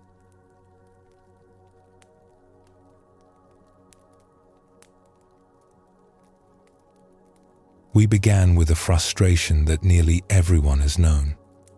The impossible instruction to be positive when positivity feels utterly out of reach. The gap between knowing that attitude matters and actually being able to change our attitude. The quiet despair of feeling that even this simple thing is beyond our capacity. And now, having traveled together through these teachings, we arrive at a different place. We have discovered that the positive mind is not achieved through effort. It is revealed through stillness. It is not something we must create, but something we uncover, like clearing clouds to reveal a sun that was always shining. We have learned to slow down, to see, to receive.